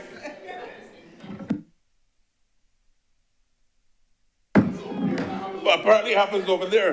And I understand there is a culture of divide currently going on in that place. I understand. I understand. Mr. President, sir, so I take it, as the honorable member indicated, that the honorable member has not done what I said. No problem. But clearly, I am calling again for the leader of the opposition of the Democratic Labour Party to apologize on behalf of his party for advancing such an inequality on the backs of Barbadians. It is wrong. And I'm proud to be part of this team, whether you want to call it a whip or not. We are whipping in the right direction for our people. Yeah. But we can get the education apart, it's true. But they are part of a party I'm not going to get, because Mr. President, I promise you I will be relatively short today. But I understand the context of disassociating. We see recently the issues going on. But the other issue I have on this is that when you look at where we are, that hypocrisy manifested today in this debate. As I sat and I listened to, and I must admit, I enjoy hearing the contributions of Senator Watson. I do. I don't agree with most of what she says, Mr. President, but I enjoy listening. But today I was deeply shocked when I heard, and any first-year student of history would be as well, when I heard a broad categorization that abuse falls squarely. My interpretation of what was said by the honorable member, let me state, Mr. President, but falls squarely within a certain social class amongst this country. It is wrong to believe that only poor people are being abused. Senator Blackman, I don't remember that assertion being made. You said it's your interpretation, but it's just a strong interpretation that I wouldn't allow you to have it, even if it's your interpretation. I think it mischaracterizes the context. So even if the words were not said, I don't think you should advance that as your interpretation of what was said in the debate. Mr. President, sir, I've always yielded to your wisdom. And on such an occasion now, given the interest of time, I will do so as well. But thank you very much for that. But broadly speaking, on the other hand, I'm part of an administration that continues to ensure that every chance we get, we ensure that we bring down the inequalities of our country. And that is why we are elected. That is why we are appointed to do the people's business. And on the other hand, we talk about inequalities, we talk about family and children. Let's cast our minds very briefly, Mr. President, on the fact that the DLP, when they were in office, created a ministry focusing on family, and they did absolutely nothing with it. They abandoned it. Now, on the Labour Party, we have the One Family, which of course is an amalgamation focused on family. We've hired over 400 workers to help the elderly. We've just hired more than 50 social workers to work with families. Psychological support for children as well. Hired young males to act as behavioral support at the Child Care Board. Also allocated resources to build residential treatment center for children. And the ministry with responsibility for these matters now have the largest budget it has ever had to tackle the issues. Now, am I saying it is all the resources needed? No. But the government has taken a decision that in order to treat to these issues of inequality and protect the vulnerable amongst us, that we have to ensure that the resources are there. And therefore, we must continue. But in closing, Mr. President, sir, I simply want to say that this bill brings us of age, not only in terms of the UN Committee of the Rights of the Child. This bill is not necessarily a reaction to that. This is a bill that focuses on ensuring how do we protect our people, how do we protect our foundation, how do we protect our vulnerable, how do we protect the weak amongst us. And we must not only rely on the bill, and I really want to echo that point because Senator King alluded to it, and rightfully so. There will be the law. But we must so re-engineer our society to go in the right direction that even outside of the law, that instinctively we protect our children, we love them, we give them guidance, we protect them, we show them the ropes of prosperity through hard work, decency, honesty, and the ability also to speak freely. And I can't sit without making the fact that our society is one where we often like to tell our children, stop talking, put your hands by your lips. I enjoyed that at primary school. Why are you talking? You talk too much. Yes, I admit, I used to talk a lot. Yeah. But when you get age 13, 14, 15, Mr. President, and you go into school sports and they throw a microphone in front of your mouth, they expect you to be the greatest orator. Having told you at age 3, 4, 5, and 6, stop talking. How? It can't work. So I'm not saying to let children run wild, but you have to create an environment where you can mold them and let them be expressive and give them the guidance as to the how. And with those words, I simply want to once again commend the Ministry of Responsibility for this bill and the team and the stakeholders and the committees who got us here today. Because I'm proud to be part of a Barbados that sees it fit to ensure that our vulnerable and our children are protected. I thank you. Thank you very much, Senator Honorable Chad Blackman. Senator Nurse.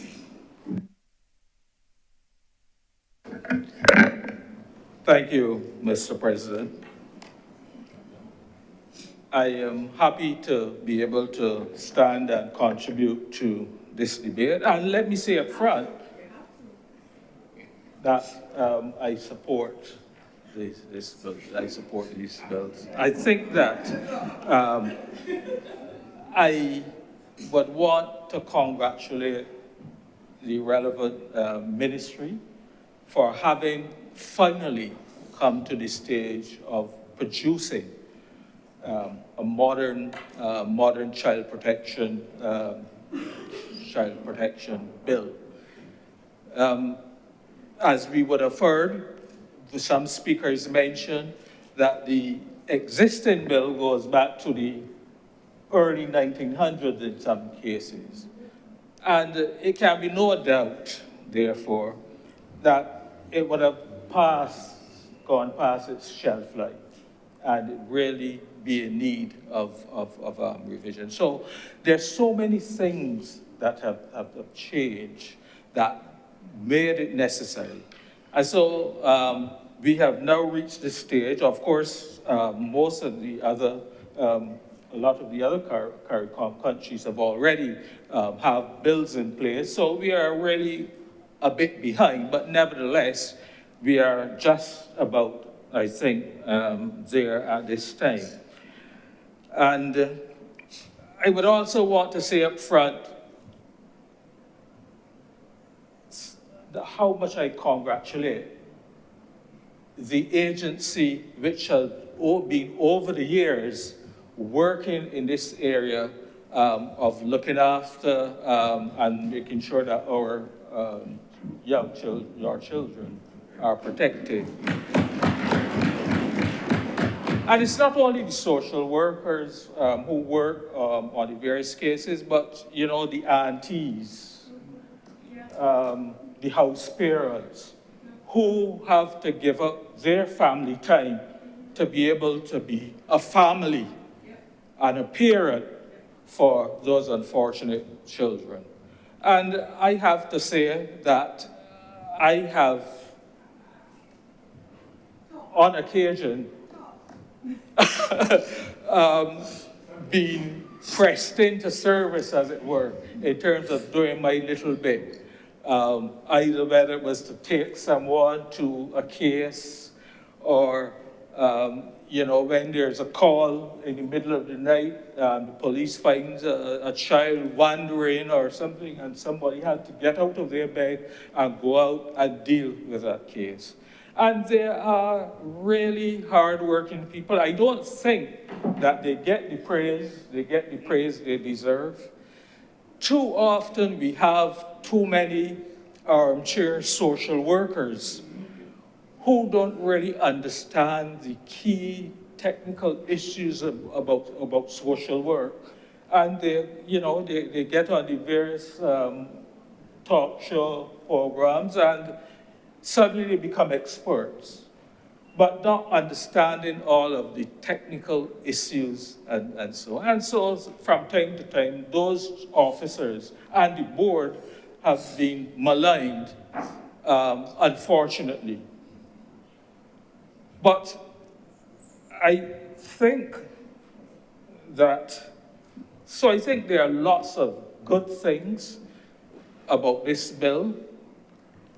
And I would also like to congratulate the committee, the committee that worked on it. If the 800 plus pages, I believe, about 800 pages, I believe it is any indication of the level of work and the volume of consultation and listening to the presentations of various members of the public and explaining to them what the bill, what the legislation was trying to achieve, if that is any indication, if all of that is any indication, I think that good will definitely come out of this bill. One of the really good things I want to see, and I think it was Senator Rogers or one of the other senators who spoke before mentioned, is this whole issue of if you see something, say something. And we cannot, anything that we need to put in place to ensure that we protect our children, who are the vulnerable ones the most vulnerable ones in our society, is really welcome. And I understand that, you know, you've had situations where from time to time something has happened in a school, and the school doesn't want to report it to the authorities because you don't want to bring the school into disrepute. But that cannot be overall in the interest of looking after the welfare of our children. And so I think that is one of the really good things which should come out of this bill.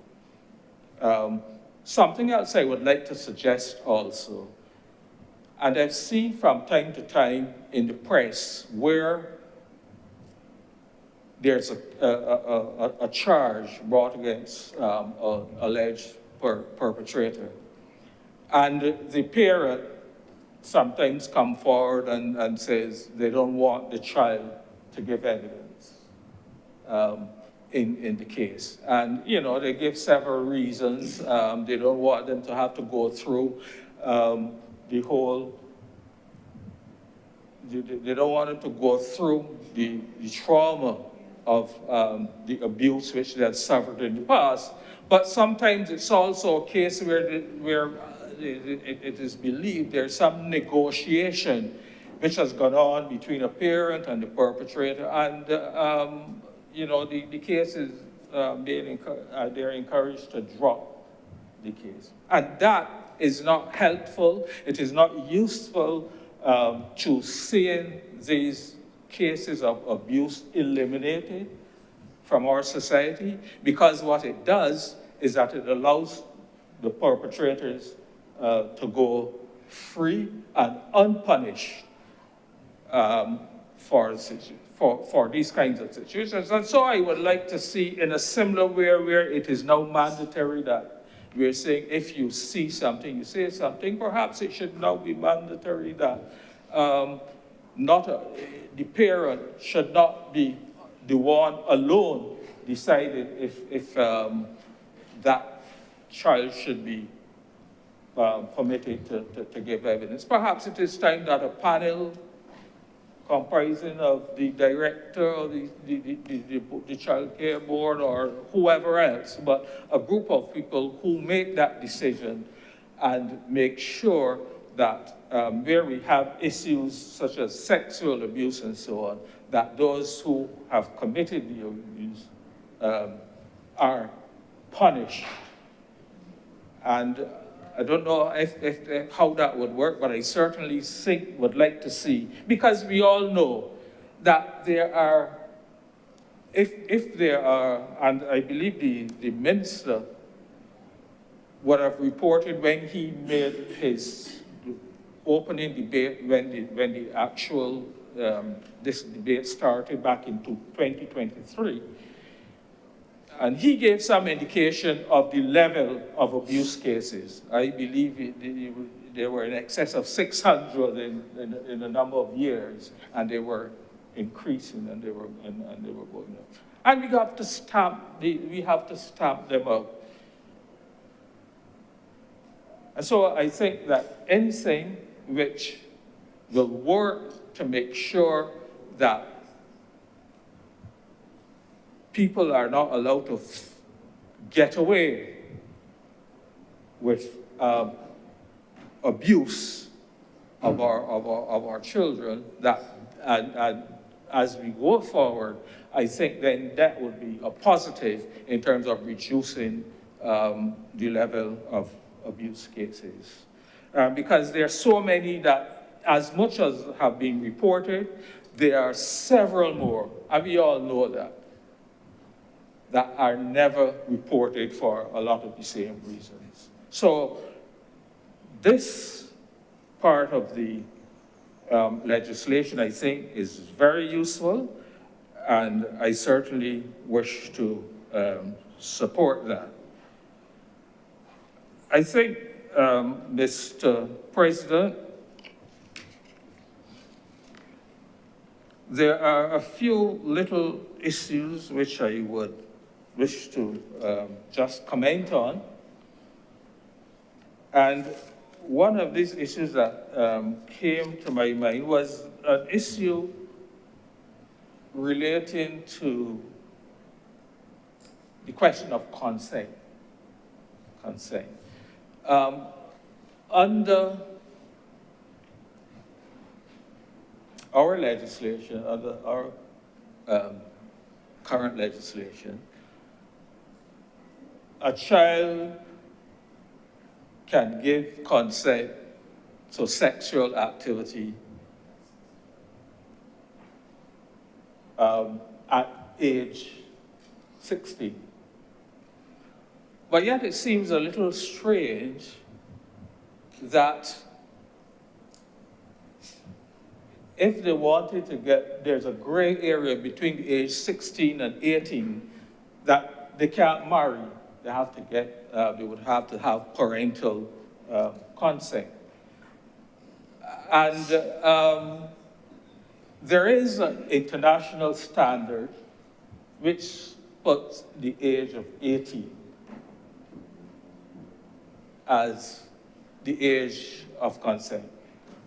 And I would like to think that perhaps, I'm just throwing out, that perhaps we should have, maybe we should consider moving the consent as it currently exists in Barbados from 16, the consent to sexual activity is from 16 to 18, and bring it in line with the international standards.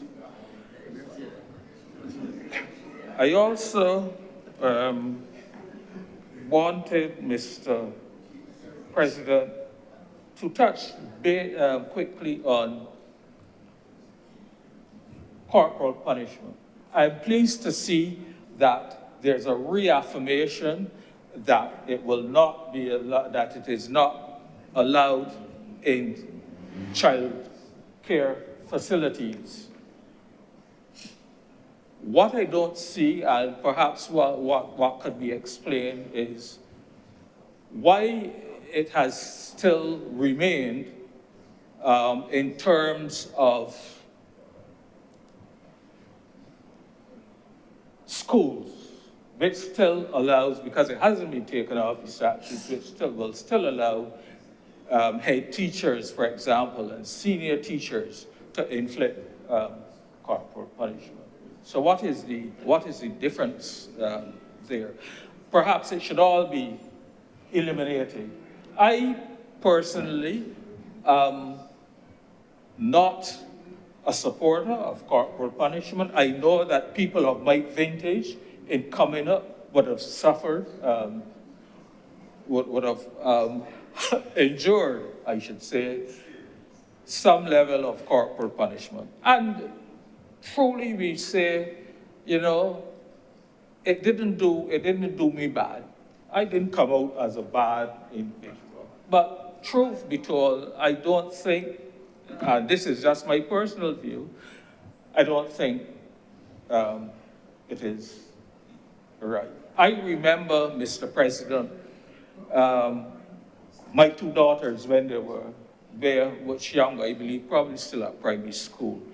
And they were having some argument at home, and it got heated.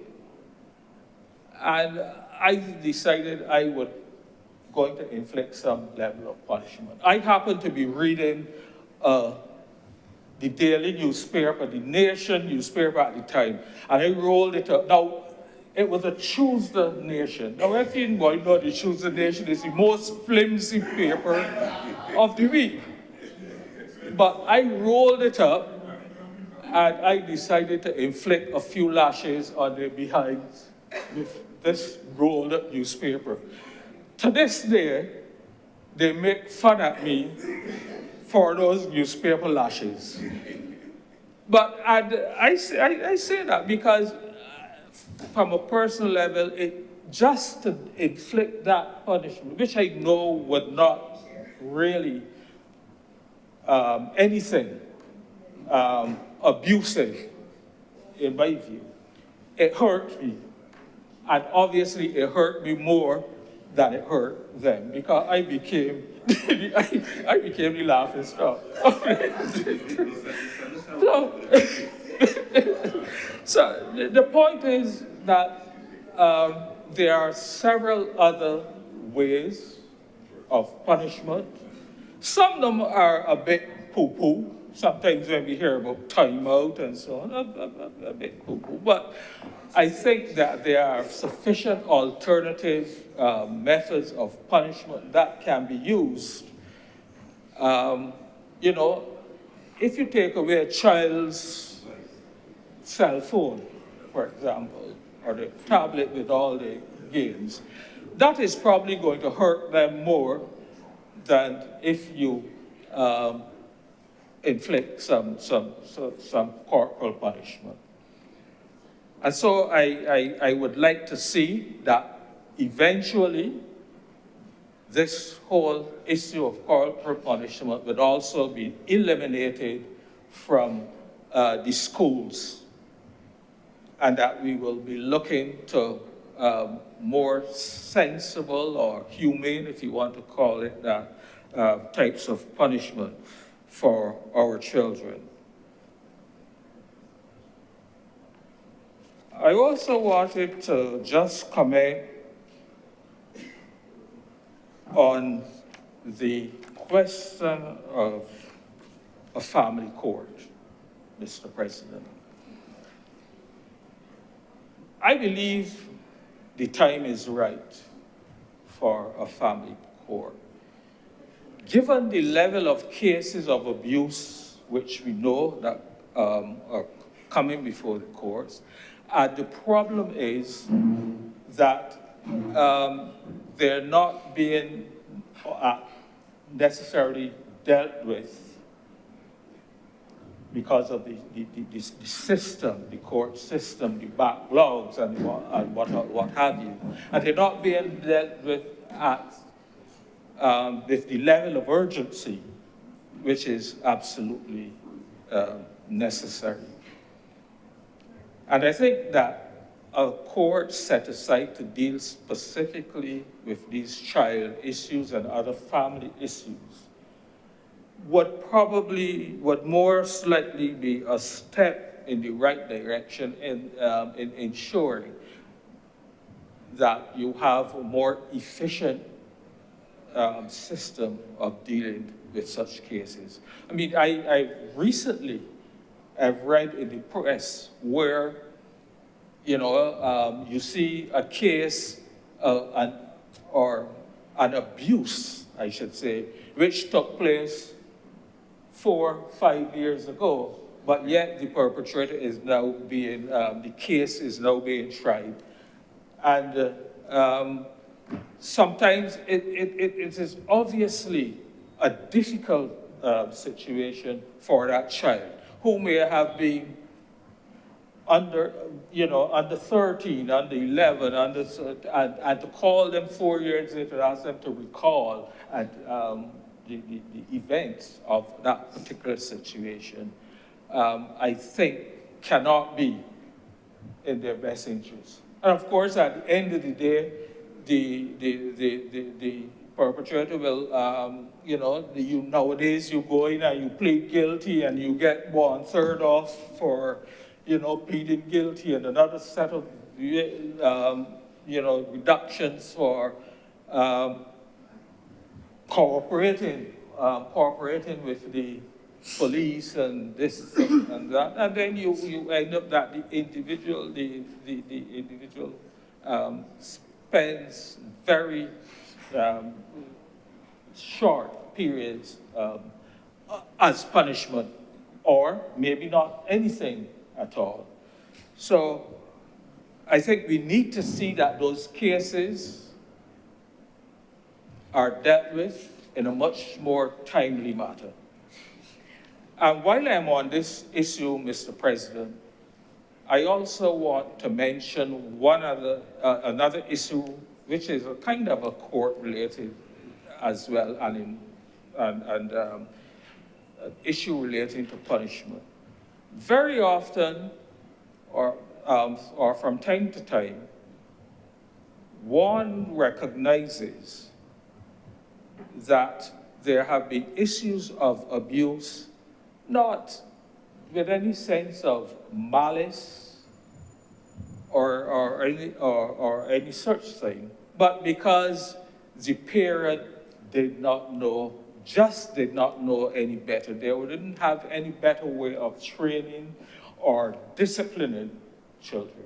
And I would like to see that agencies, NGOs, government working closely with NGOs such as the Parados, for example, and that the courts recognizing that rather than in every case where there's really a genuine situation of because the parent just did not know any better, where there's that genuine situation, not necessarily to criminalize them, but offer them opportunities for retraining or for proper training to take on their parental duties.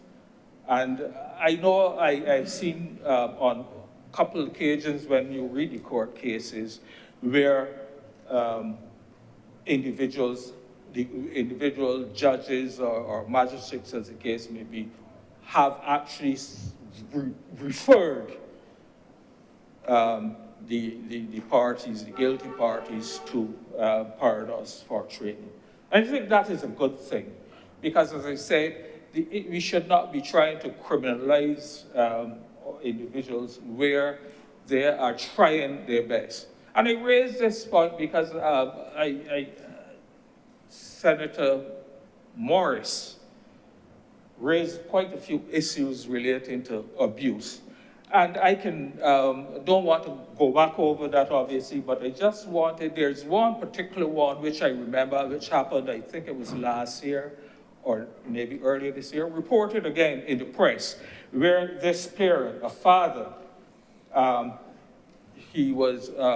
there was this case where a neighbor, I think it was, I can't recall the exact facts of the case, but the neighbor had complained that his child had stolen something, whatever it was. And he lit the stove, turned it off, and then put her hand on the hot stove. And that was reported in the press. Now that is a strange one. I don't condone abuse. I really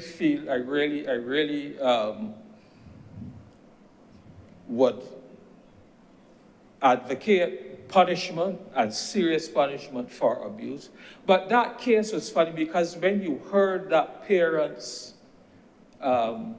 side of the story, you recognize that he was just trying to do his best to raise that child to be honest and to be at best. But that he knew no better, that is all he knew. And he felt that that punishment would stay here forever thereafter. And this is why I think I raised the point, because I think that training in parenting is so important for, those type of issues, but also for the younger mothers, for example, who raising children in their teenage years, for example, and they really are people who need that kind of training. And so I want to emphasize that I think that is also very important. Finally, Mr. President, just let me raise the issue, and I don't know where we are. We've been hearing for a long time. This is not a direct, as it were, issue relating to child protection as such, but it has to do with the whole question of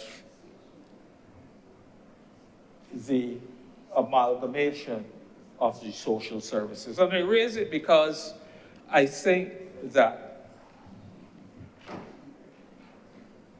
there are, in a lot of cases, various overlaps and inefficiencies in the various social services because they're acting as different entities and not necessarily communicating and so on at the level that is necessary.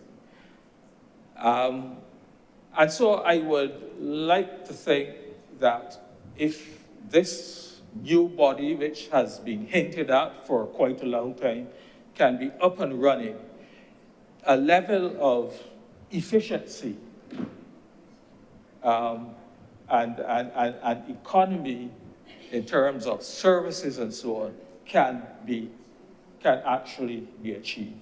We, of course, must ensure that government must, of course, ensure that when that the new department comes into force, that it is properly staffed with the requisite number of social workers, psychologists, and so on, that will be necessary to have that department functioning as it should. But I would also suggest that a legal department that there be some legal department within that department because there are a number of legal issues which the social workers and others have to deal with and work through. And they really need to have that level of legal advice and so on.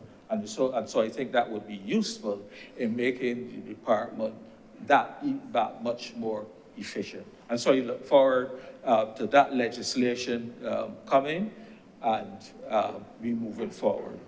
I hope that this bill, when it becomes law, hopefully very shortly, will actually go a long way in mitigating against a lot of the abuse and a lot of the issues pertaining to children, which we have been experiencing over the years. And with that, few words, Mr. President, I am obliged. Thank you very much, Senator Nurse. Senator Kevin Boyce. Thank you, Mr. President. As I join the discourse this afternoon, I would like to start by wishing Senator Andrew Boyce all the best. I was overhearing some asides about his activities in Christchurch South, and I hope that he succeeds in whatever the objective is. Now, sir, as usual, my contribution is one which would be limited somewhat to the actual bill which is before us in its current stage. And I think that in echoing some of the sentiments and perhaps in offering one or two unique contributions, we perhaps get a wider picture as we try to aim to bring full spectrum analysis to the topic under discussion. In doing so, sir, I must say I'm indebted to a close friend of mine who does not want to be mentioned, Mr. Kelly Gittins, and also must join the accolades being heaped on Faith Marshall Harris, who I'm aware of in terms of the constant contribution to children in the society, and who actually offered me and provided me one of my first jobs when I was at university. I also would be remiss if I did not mention the continued efforts of Justice Barbara Cook-Aline, who maintains a constant program in terms of children outreach services. The purpose of the legislation, sir, sets out that it seeks to protect, this is at section 3, sir, provide and promote in relation to children. And what is it that it seeks to protect, provide, and promote? When we look at section 3, it says the purpose of the act shall be to protect a child from abuse and neglect, to provide for a child in need of care and protection, and to promote the welfare of a child. And I think that the wide ambit must be commended because the contributions seem to focus on the abuse which we all don't even wish to hear about and which is so tragic but exists in all societies. But there are also other ambits of this legislation which goes above and beyond. Sir, I've heard the legislation described as a quantum leap, as being 100% better than what was there previously. So the efforts made, and I must also then thank those members of the Senate who sat on the Joint Select Committee, as well as those in the other place, for their efforts in getting this legislation to where it is. Now, when we understand the purpose of the legislation, I was told that we must also be mindful when we looked at some of the factors which go into what is determining or determined to be the best interests of the child. In other words, sir, as part of fulfilling the purpose of the act, you have to ensure that the best interest of the child is given paramount consideration. And the best interest of the child is determined by a number of factors that are set out at section 2. Safety, capacity of parental care, physical, mental, emotional, or psychological needs, etc. But what I was told by the persons involved in the industry, such as Mr. Gittins, is that when we speak of the views of the child, which is, of course, sir, defined as someone under 18 years old, we must be cognizant that the ability of a child to express those views are somewhat stymied, and that perhaps in future iterations of this legislation, we widen it to say not just the views of the child, but the wishes and feelings of the child. And the reason for that statement with regard to wishes and feelings is that given the developmental limit as to where the child is, expressions such as wishes and feelings can assist in capturing and assisting in providing what is needed, sir, in terms of the expression. When we continue our journey into the legislation, sir, we see at section 5.1, there is reference to what we call the, and this is a somewhat ticklish subject, sir, the concept of a child being able to be charged in relation to a criminal act if they're over 12. Now, I understand the age in the UK is 10, which they have received numerous concern about, but that the average age in Europe is 14. I assume there was a rationale as to why this age was used, and I believe that this is something which the public would benefit from the education discourse in relation of the fact that we are saying over the age of 12, there is an element of criminal responsibility. Now, I'm sure you'll hear the narrative, well, some kids just bad and you ain't know and you're not in it. Well, fine. However, the concept of a child legally being criminally responsible is one which I believe will benefit from further public discourse and explanation as to the methodology going into the circumstances that those arise. We recognize, however, the necessity for such legislation in relation to the social and, of course, the juvenile justice system. However, the messaging, and I think I've heard it repeated time and time in here today, you can have the noblest of intentions. However, if there's an opportunity for misinformation or disinformation or perhaps just conversation, it tends to be spun in a certain direction. You see how I put that together? So, sir, we continue on into the legislation, and I observed at section 7.4, there is a statement in relation to the child's participation, which is all well and good. So remember, this critique, sir, as always, comes from a position of seeking to get what is best through almost a mutual assistance dialogue, dialectic exercise with regard to the Parliament of Barbados and how we sit in this place. And sir, when we say this, when I look at section 7.4, which states, a child shall be entitled to legal representation by an attorney at law in any proceedings, I think we should strengthen that. Now, we know the strength of the word shall, but it's almost like I would suggest, and I'm assuming there's a reason for it, that it should be a child must be represented at legal proceedings. Because shall be entitled almost invokes the concept that when you're entitled to something, you may actually have a choice not to use what is entitled. So perhaps clear legislative language, and we could talk about intent and they will say, well, go to the courts because we know that's the common rejoinder. But imagine such legislative language which says any child who is dealing with this scenario will be provided, must be accompanied by an attorney at law, not just a parent or guardian, not just a parent or guardian, because we all know that with the best of intentions, and as much as we like to decry those of us who serve in the legal field, when your back is against the wall, you hope someone like Senator Nichols coming for you. This also goes back to an experience I had when I started practice just the other day, 2000. And there was a case involving the Child Care Board, and I can speak about it because it's public record, where I was brought in for some reason, I believe it was legal aid, on behalf of the child. And it was interesting, the exercise. And I would just say, coming out of the exercise, the system being what it is, or was, or perhaps shall be, will come to a stage where the persons who are involved, who are doing so much consistently, are somewhat burdened in their task.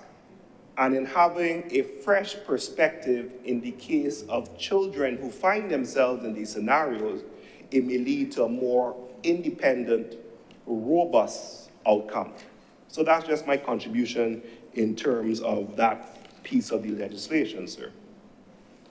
Now, of course, with the establishment of the Child Protection Authority, this is going to be a statutory corporation, correct?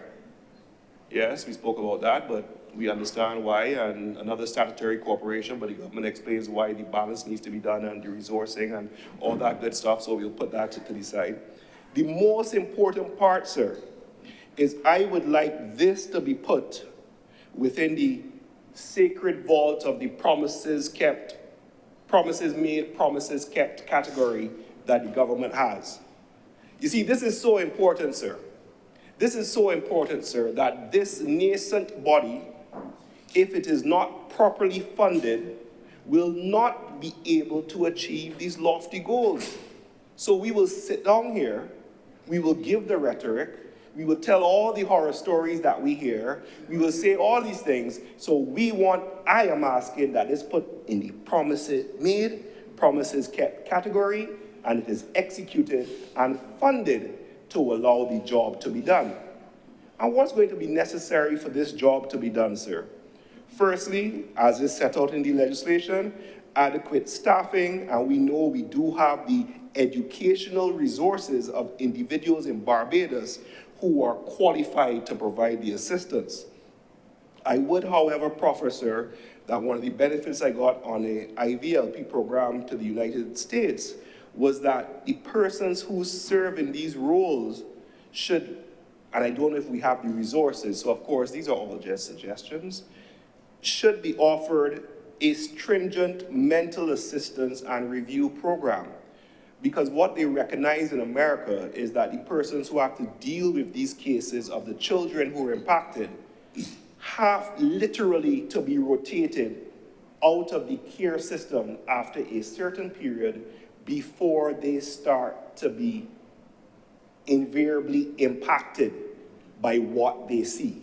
So in the instance of judges in their juvenile court, they're rotated every 9 months. Now I know we don't have the resources, but certainly allow for the mental health coverage and the mental and psychiatric and psychological needs because of what they see.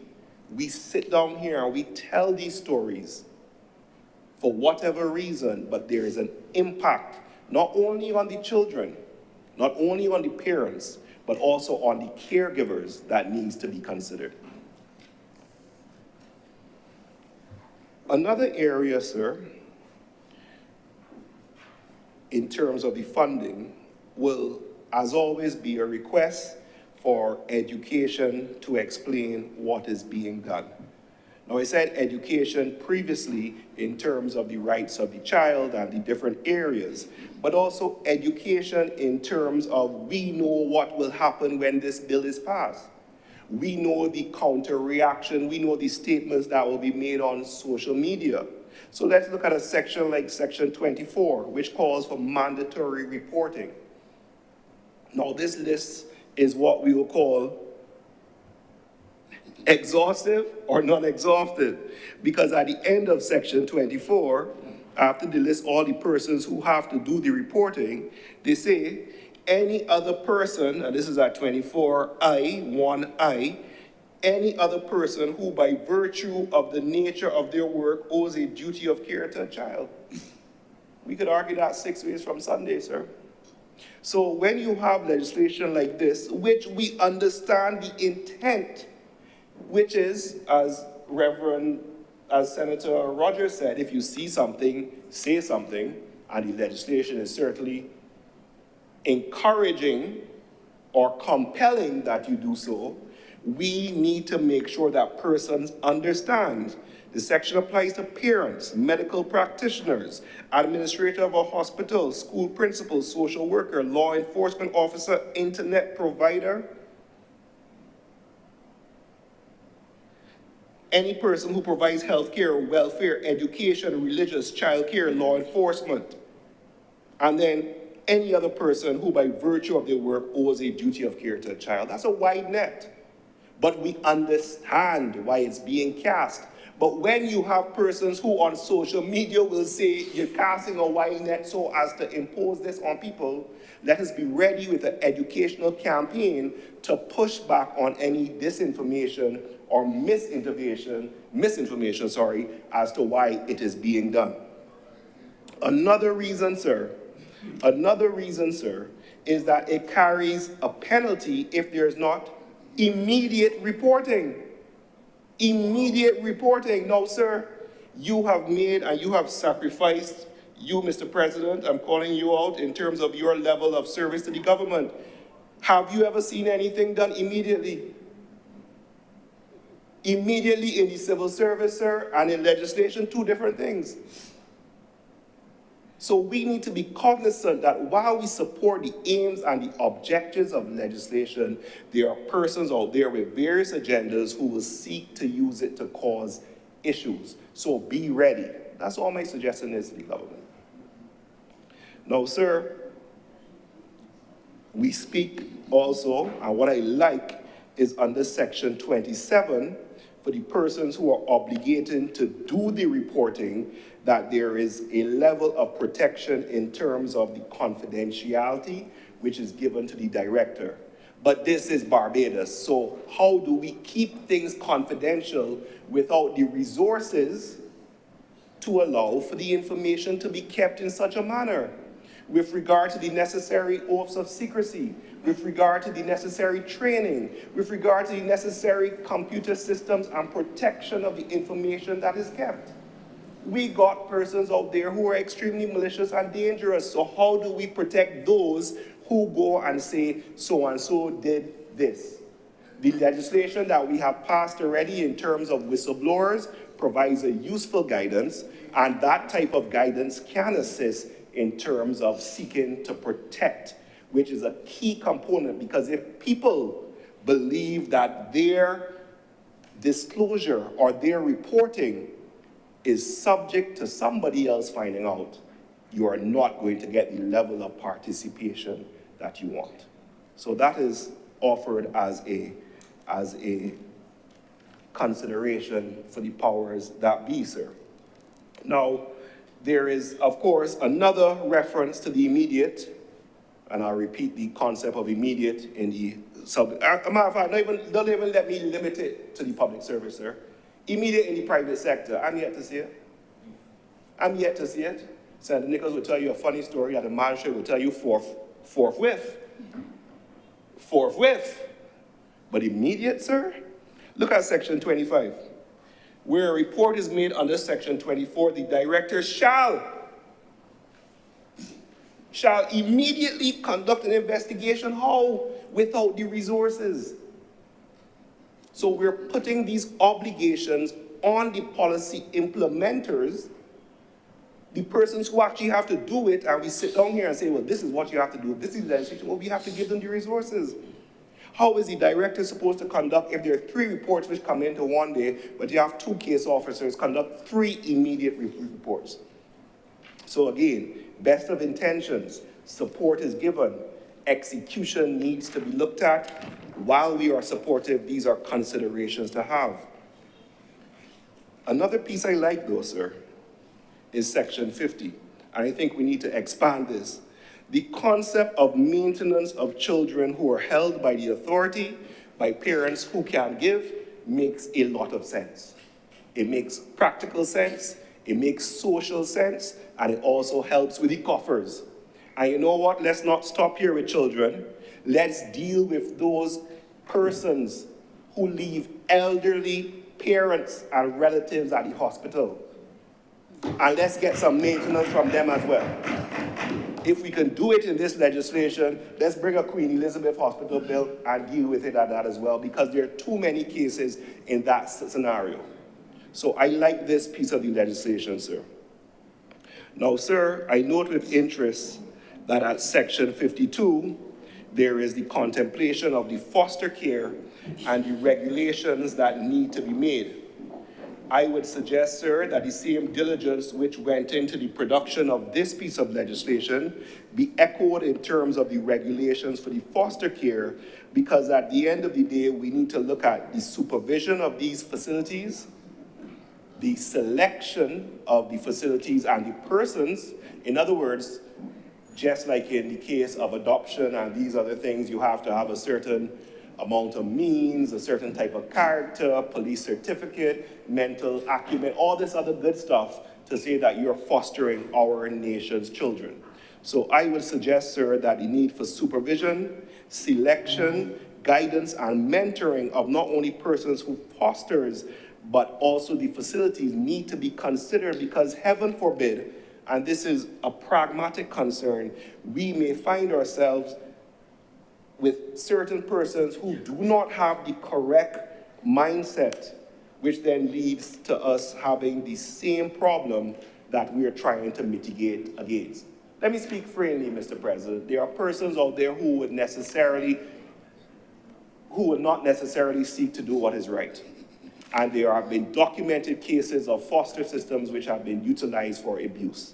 So what mechanisms can be put in place to mitigate that risk and to protect against such abuse being done in Barbados? Now, sir, I am in support of the no corporal punishment as set out by Senator Chad Blackman. His net was a bit wider. I think he said nowhere in Barbados should there be corporal punishment. Yes, Senator Blackman. Mr. President, sir, point of order, I said very clearly that in a modern Barbados that there should be no form of physical abuse. I am guided, Mr. Thank you for the President. clarification. In this modern Barbados, there will be no form of physical abuse. And I like the fact that we start with this legislation which says no corporal punishment in child care. Similarly to Senator Nurse and Senator Blackman, I'm a father of a girl child, and I keep threatening. In 8 years, I haven't done it yet, but I keep threatening the lash apocalypse. And whenever the lash apocalypse is delivered, Mr. President, it'll be severe. But so far, it's just been a threat to give these lashes. Now, while we may feel that way, we need to recognize that we were raised certainly in an educational system where blows were given to reinforce the point that was being made.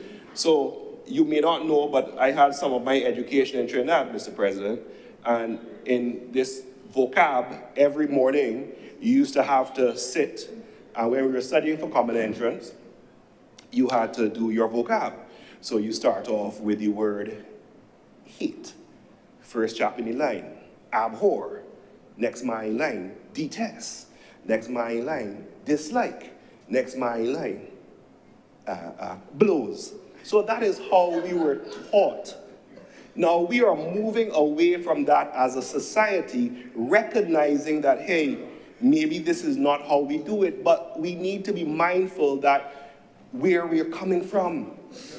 Where we are coming from. I heard Senator Nichols at lunch, I would tell tales out of school talking about saying the multiplication tables.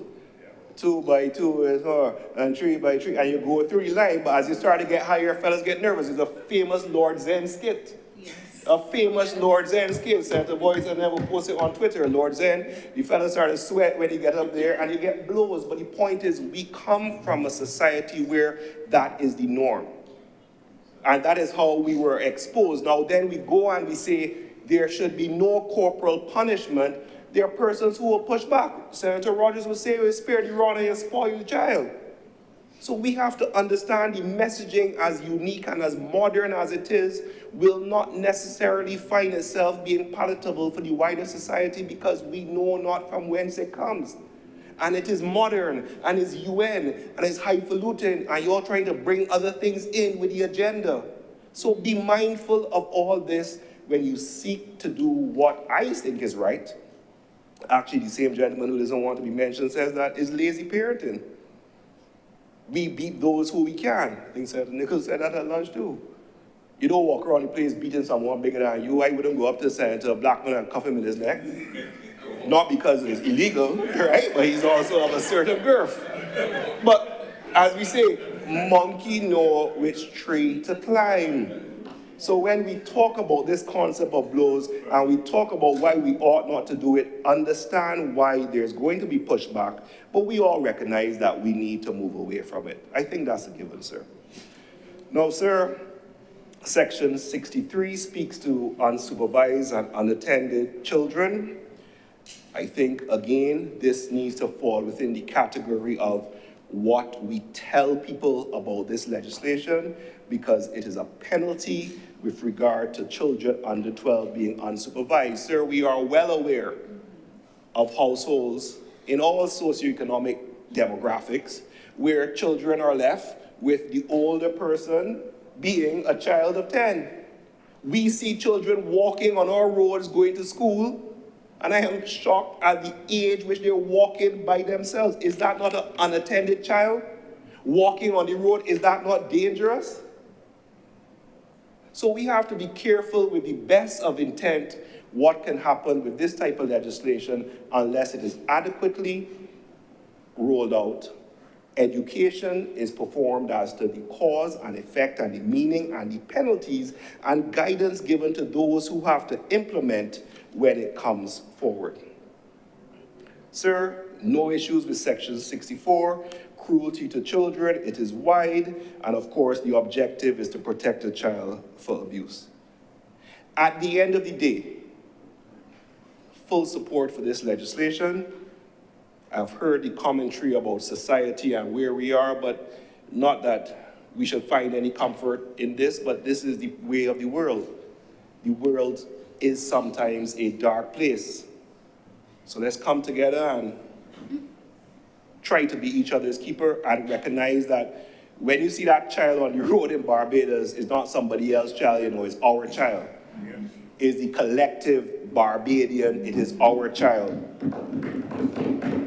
So in commending this legislation, sir, just remember one thing. You see that list that talk about persons who have responsibility in case of immediate reporting? At the end of the day, all of us have that responsibility. I thank you, Mr. President. Thank you very much, Senator Kevin Boyce. Senator Nichols. Mr. President, I'm grateful for the opportunity later in the day to make a small contribution to the bill under consideration before the Honorable Senate. Sir, one of the lasting impressions on me as a young lawyer was coming to the aid of a friend who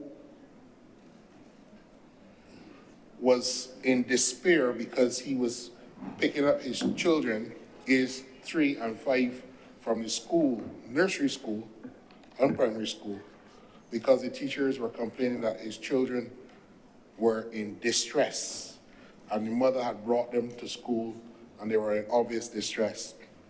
It happens that the mother's husband had beat both the 3-year-old and 5-year-old with a belt to the extent that those lashes left marks and blood in the children, 3 and 5-year-old. And he was in despair because he was contemplating what he can do to this man. And I had no pretension to do or deal with family law matters. It is not my forte, it was never my calling. I didn't even do family law at university. And had to come to grips with assisting a friend in need. And one of the things that grabbed my attention was the slow pace at which the system could work at the time, because the school, both the nursery school and the primary school, called him as the father rather than the mother, because the children were in the day-to-day care and custody and control of the mother and her husband. But the mother was actually powerless to deal with the discipline that this man was, whom she was married to, was instilling in these young children. They had to be beaten because if you spare the rod, you spoil the child. And that is a lasting memory that I had. And I came to the conclusion then, sir, that the legislation that we had to protect children in this country was deficient. I've since then come into a situation where children had to be removed from a house where there was repeated sexual abuse by the father, who is a person of prominence in the society. And this is not the first occasion, this is not the first country where these allegations were made, and things of that sort. These are a couple of examples that I, who don't practice family law or get involved in these matters, have encountered in my, according to the Senator Boyce, I say it loudly, in my 24 years at the bar. And I don't practice in this area. I remember, Chair, discussing with my wife the possibility of taking on a case on the instructions from lawyers from overseas, when my daughter said, who overheard, we weren't calling names or anything, that I know what you're talking about because the girl goes to my school. This happens every day in this country. Mr. President, I don't mean to detain the business of the Senate today, but I would find it difficult to remain silent if a debate of this nature were to pass and I were not to lend my contribution to the work that government has done to put this bill together. And I'm speaking a little bit more restrained than I normally would. Legislation doesn't excite me in a way to come out and speak to it, because what we are trying to deal with here in putting a regime, a modern, comprehensive, coherent regime for child protection in Barbados is really too long in coming. And one of the things that strikes me is that we have too many ancient, vintage, Victorian laws in a country that has celebrated 50 years of independence a long time ago. There is no justifiable excuse for us to be still having piecemeal approaches to dealing with social problems that are created in the country, particularly as it relates to children. We've had, from 2007, a lot of reports, the Child Protection Assessment, Child Protection in Barbados, and the need for national reporting protocols since 2007. In 2013, there was a review of the Child Care Board. In 2014, there was a review of the laws relating to children, women, and their families. And Senator Boyce made reference to the work of our child advocate, Faith Marshall Harris, and the tireless work she and her organization and her affiliations do on behalf of championing children. We've also had the white paper on laws related to children, women, and families in 2015, and various other reporting protocols from the international treaties to which Barbados is aligned to, requiring us to make these mandatory reporting situations.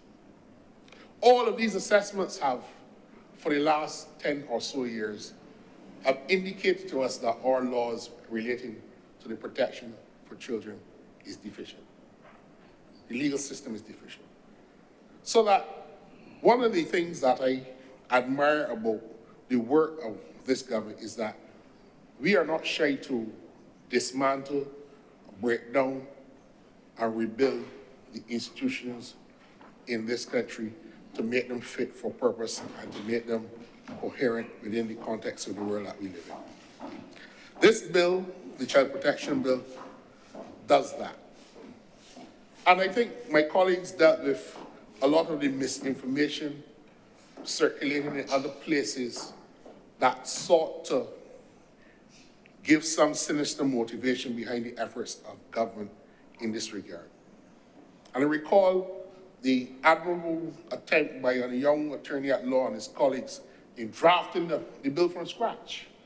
And obviously in the context of political opposition, the media gave a lot of attention to their concerns, but when pressed, the bill was drafted without a lot of, or the model that they had was drafted without any consultation with the agencies that interact with children, whether it be the government agencies or agencies from the fourth sector and so forth.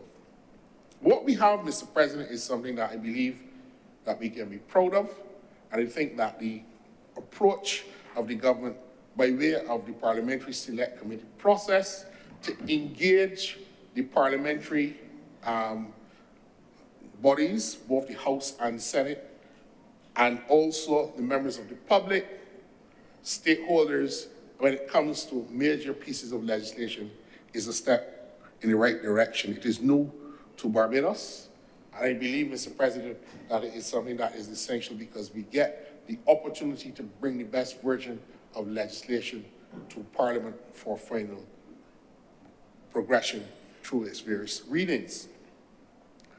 Mr. President, the notion of the best interest of the child is something that is widely understood within the context of international law and indeed in our own domestic legal framework. The existing mantra that you would hear is when there's a matter of the child involved, is what is in the best interest of the child becomes paramount.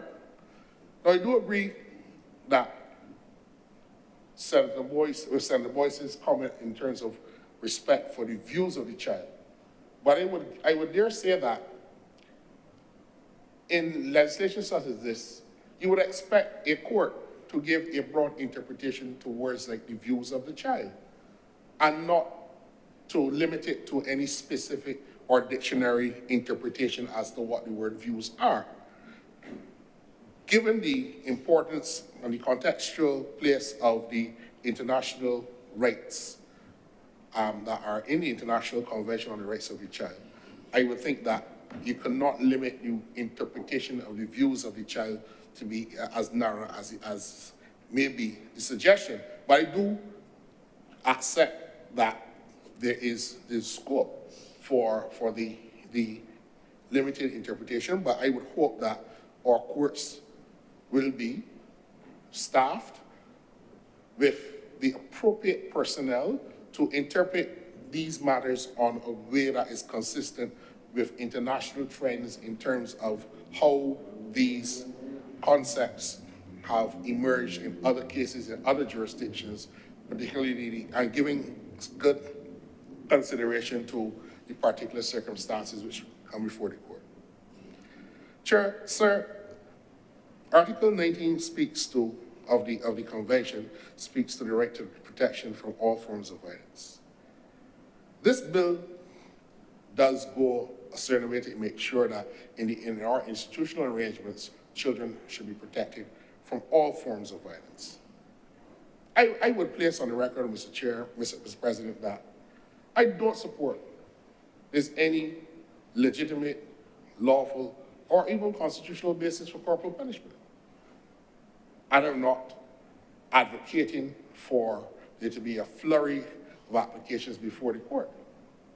But I would surmise that if it were challenged, that it would be hard-pressed for the state to convince a court that the administration of corporal punishment by the state, even in a school, might not survive any challenge to the right to be free from inhuman and degrading punishment based on the constitutional rights that we have. I don't support it, Mr. Chairman, Mr. President. And that is not because I didn't suffer from it. We all got a lot of lashes. I believe it's fair to say that my mother lashed me every day. And I don't think necessarily that I am the better or the worse for it, because it really made no difference to how we as boys operated. But I would tell you that we tried to avoid punishment from my father, who was a different kettle of fish altogether, because his was more ceremonial. And more infrequent, but you really don't want to have that kind of interaction with a retired Navy officer.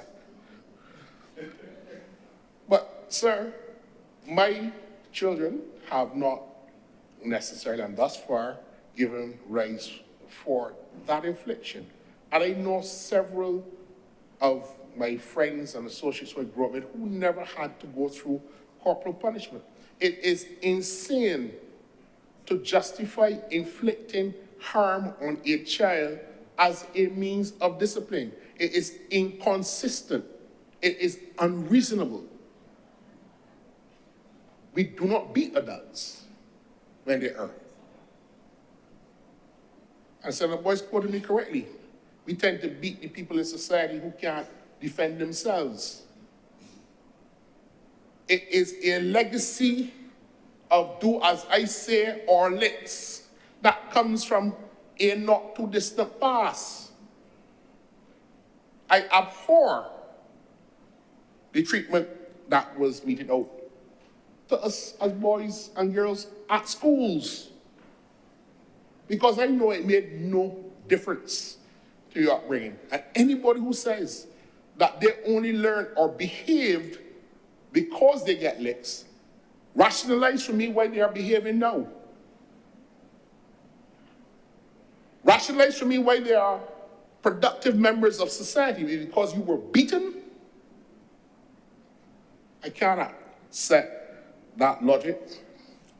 And I applaud those parents who are more inventive in terms of the range of disciplinary measures.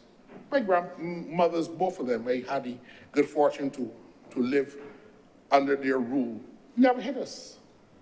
But their punishments were more severe than anything else, because when you wanted to go to play and run boat in either Bredinson or in Arthur Seat, and you felt that they had forgotten that you had not obeyed an instruction, can't leave the house.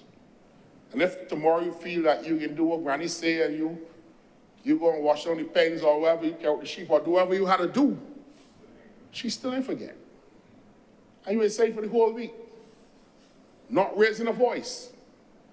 And I believe that in the village and in the communities that I came from, all of the grandmothers and persons of that vintage who exacted that type of discipline were more successful in raising the men and women who are the champions of society and the communities that I have come from. There is no need for the infliction of violence on a child, not only in government institutions, but at all. We can't tell parents what to do, but you could be like the husband of that lady who was powerless when he thought that beating a 3-year-old girl and a 5-year-old boy with a belt to the extent that they had what they call the back well up and blood in his shirt, the girl couldn't sit down because he thought that that level and degree of force was a biblical injunction ordained by God. Spare the rod, spoil the child. There has to come a time when we need to protect those children from that kind of lunacy in this society. Because there are too many children who suffer from physical violence in the name of discipline. Because when the parents get upset, they try to enact discipline as a means of redress.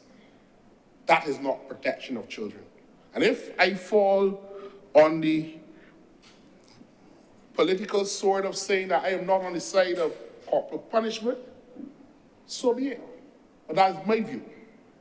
Not to say that I agree with Senator Boyce's concern about the age at which criminal liability should arise.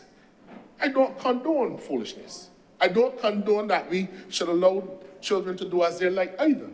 But at the same time, I don't believe that the answer could be any form of physical violence in order to get children to do what they want. Mr. President, having been told that You can't play for the school because you're rude to a teacher or you're making fun in class and you're not behaving well. Man, you couldn't play cricket on the weekend for your school. And when you went to school, you know that's 2 weeks straight. Fellas come back on Monday and say this boy score runs and boy get wickets. You can't play because you're making fun in class and the teacher put you out the strips and then you end up name off the list. His master said, well, Gregory, sorry. Can do nothing about it. That meant more than licks.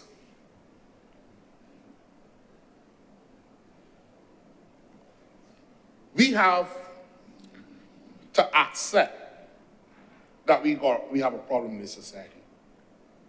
We have to accept it. Now, how do we deal with deviant youth in the society? Do we create greater forms of punishment? That is one way of dealing with it. But I dare say that if we're going to protect our children, we need to also re-engage with our young people on the terms that they live in the world that they live in, and not try to, as the old people would say, force fit the methodologies of the past on the society of today. I can see my son on his device playing a game with people from all over the world, talking, people in different languages, and they're communicating. Imagine if we had taken that device to school in our times. Licks. We've come far, but have we come far enough? And I'm asking the country to re-engage on the notion of how do we deal with getting our young people engaged in a cooperative effort to build a good society. How? So, the government's responsibility in bringing this legislation to bear deals with a lot of the deficits in the existing legislation. It also highlights a number of the important principles as a starting place for us to deal with child protection. It also expands the grounds of intervention that were not possible under the Child Care Board Act.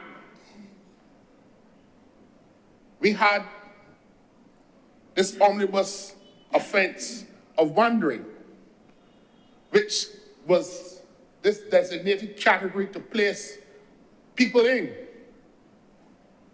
And again, this Victorian legislation from the Victorian era, a girl whose father was convicted of a sexual offense could be found guilty of wandering. Under the law that was struck down by the court last year, Section 14 of the Government Industrial Schools Reformatory Act, a girl whose father was convicted of a sexual offense could be charged for wandering and imprisoned for 5 years. That's how we protect children. I see the look of consternation of some of my colleagues. But check the legislation that was struck down by the courts. The Child Justice Bill comes to repeal that in its entirety. But the point I'm making is that we have decided as a government to deal with this issue head on. We will get criticism because there are opponents of the government who will use every opportunity to use misinformation to generate attention to their causes. And a lot of the criticism of the bill and the marching that they did, they too should apologize to the children of Barbados, because this bill does not contain anything dealing with gender alignment and all of that kind of nonsense and claptrap that was spewed out in opposition to the very thing that will modernize our way of dealing with protecting the children of our country. Mr. President, I know time is against us and there's another national event going on, but I will close with this. I am aware, Mr. President, that a large proportion of people in the country are on the dark web trafficking in child pornography? I heard some other senators say yes. It is a big thing in Barbados. Senator Rogers is saying, I know I have to report it, but there are authorities of the state who already are aware, who have told me that. And this legislation will enhance their ability to go after these people who are trafficking in child pornography. We have to protect our children. We have to protect the legacy and the future of the country. And the government will not renege on that responsibility. Mr. President, I will close and come back when we deal with the Child Justice Bill in greater detail, because I understand that the Senate wants to close down this debate we have been going from since this morning on it. And I promise I will stick to my allotted half hour on that next occasion. I'm obliged to you, sir. Thank you very much, Senator Nichols. Stand if you want to speak. Thank you. Senator Monroe Knight. Thank you very much. Thank you very much, Mr. President. Mr. President, let me thank all of the honorable senators that would have contributed to the debate today, through this morning and into this afternoon. It has been a discussion which suggests that there is full agreement on the importance of this bill, full agreement in relation to the intent of the bill to protect our children. I want to especially note that the Democratic Labour Party has also indicated that it is in agreement with the government on this bill as well. Mr. President, much has been said, so I will be very short in my wrap-up. Just to note 3 points. I think that the conversation perhaps can be revolved around 3 areas. One, there is clearly, as I would have indicated in my presentation as well, the need for a holistic frame with this legislation will have to operate in. The recognition that the legislation, yes, also will depend on other kinds of architecture. There was some discussion around education and what needs to happen within education and the deficits. And again, identifying, Mr. President, that the government has announced to the Ministry of Education the plan for education transformation, and the fact that under that program, the intent, as was discussed, is to revamp the school plans, to be able to address issues of allowing children to have an environment that is wholesome, that is safe, but that is nurturing. The issue of teacher training as well will be addressed. The issue of curriculum development addressed within the education transformation as well. I want to also address the issues of resourcing and how we will ensure that we are able to fully implement what the Child Protection Bill indicates, not only in relation to the establishment of the authority itself, but also as well how we make sure that we deliver on the promises. As was indicated by Senator Nurse, we know that the ministry is currently undergoing a level of restructuring, an amalgamation of all of the entities that fall under the Ministry of People's Empowerment and Elder Affairs. And that is about streamlining the resources, ensuring that it has proper trained staff to be appropriately placed in areas where they are most needed. The government has already made a commitment, as I indicated within the budget, to making sure that we can resource the center that is proposed, Mr. President. And so the government is demonstrating already within the context, one, of reform, and also as well putting the resources where it is needed in order to ensure, again, that we can deliver, Mr. President. I also as well want to note in particular, there was a question in relation to the administrative penalties and the extent to which this is adequately addressed. And I want to draw attention, Mr. President, to Section 6, clause 60, 61, and 62, which provides in great detail how those administrative penalties are to be applied, including the time frame for the administrative penalties, including the procedures for challenging an alleged administrative contravention, and as well how the state will seek to address the issues of debt to the state in relation to the administrative penalties as well. I want to thank Senator Boyce for his indication that the government needs to have an ongoing public education campaign in order to ensure that people fully understand their obligations under the Child Protection Bill, and to also indicate that that's something that the government plans to do in terms of its ongoing outreach and work with all of the relevant stakeholders, Mr. President, in this effort to make sure, again, that we can deliver. Finally, Mr. President, again, I want to join all of the honourable senators, as I would have done, but again to reiterate our thanks to all of those, including the members of the committee, including the minister and his staff, members on the board and the Board of Management of the Child Care Board, and importantly as well, to all of the honourable senators, as I said before, that would have contributed to this debate, demonstrating again the utmost importance of protecting our nation's children and making sure that we send a strong signal of its importance and our commitment. Mr. President, I beg that this bill now be read a second time.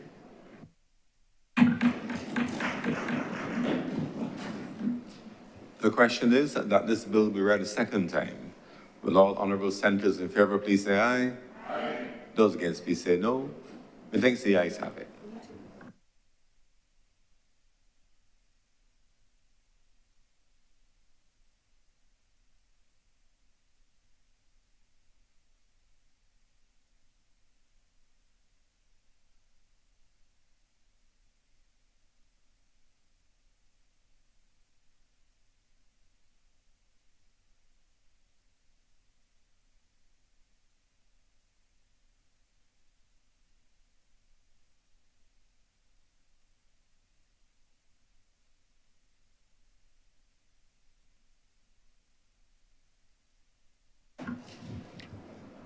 Earlier in the day, I had indicated that our Deputy President is away on business. Therefore, before we move the bill further, proceed with the election of an acting president. Senator Cummins. Acting Deputy President, sorry. Mr. President, I beg to move the appointment of an acting Deputy President in the person of Senator the Honourable Lindell Nurse. The question is that Senator the Honourable Lindell Nurse be elected acting Deputy President for the remainder of today's sitting.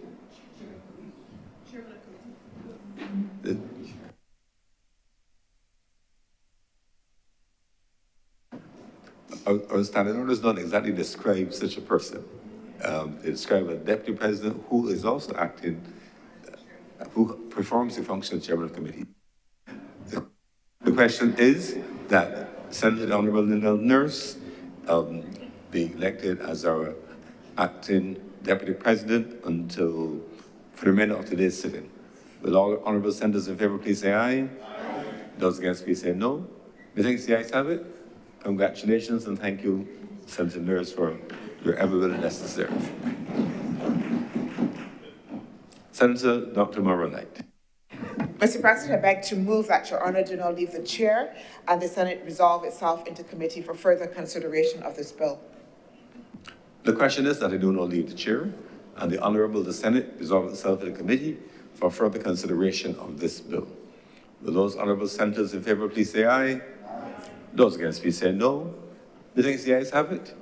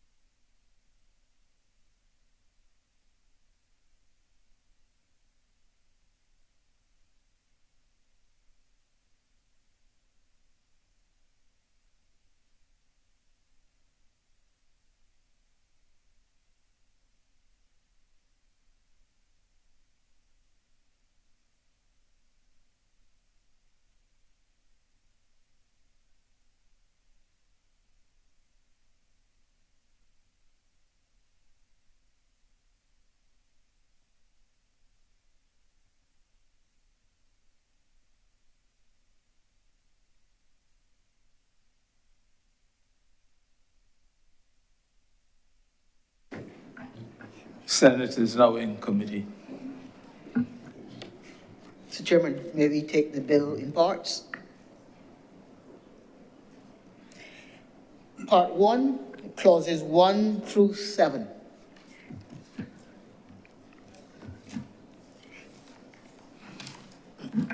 Mr. Chair, I beg that clause 1, 2, part 1, 2, 7, stand part. Part 1, clauses 1 through 7, do now stand part. The question is that part 1, clauses 1 to 7 stand part. All those honorable senators in favor, please say aye. Aye. Those against, please say no. Methinks the ayes have it.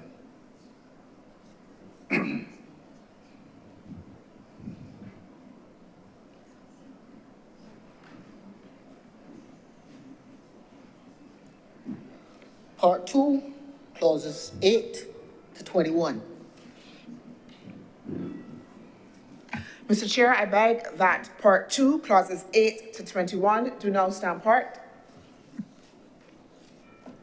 The question is that part 2, clauses 8 to 21 stand part. All those honorable senators in favor, please say aye. Aye. Those against, please say no. Methinks the ayes have it. Part 3, clauses 22 to 31.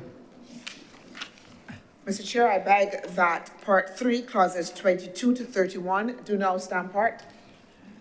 The question is that part 3, clauses 22 to 31 stand part. All those honorable senators in favor, please say aye. Aye. Those against, please say no. Methinks the ayes have it. Part 4 is clauses 32 to 50. Mr. Chair, I beg that part 4, clauses 32 to 50, do now stand part. The question is that part 4, clauses 32 to 50 do now stand part. All those honorable senators in favor, please say aye. Aye. Those against, please say no. Methinks the ayes have it.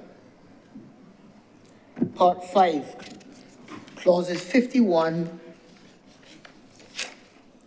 to 59. Mr. Chair, I beg that part 5, clauses 51 to 59, do now stand part. The question is that part 5, clauses 51 to 59 do stand part. All those honorable senators in favor, please say aye. Aye. Those against, please say no. Methinks the ayes have it. Part 6, clauses 60 to 62.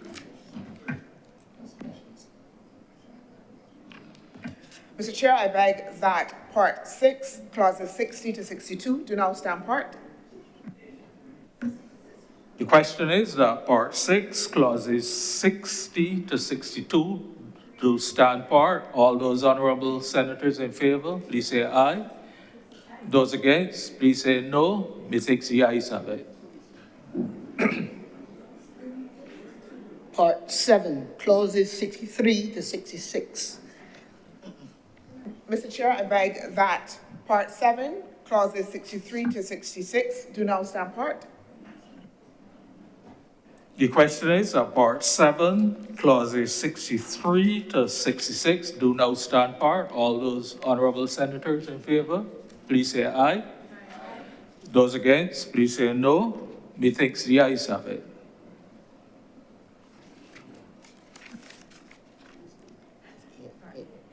Part 8, clauses 67 to 73. Mr. Chair, I beg that part 8, clauses 67 to 73, do now stand part. The question is that part 8, clauses 67 to 73 do now stand part. All those honorable senators in favor, please say aye. Aye. Those against, please say no. Methinks the ayes have it. The first schedule. Mr. Chair, I beg that the first schedule be the first schedule to the bill. The question is that the first schedule be the first schedule to the bill. All those honorable senators in favor, please say aye. Those against, please say no. Methinks the ayes have it.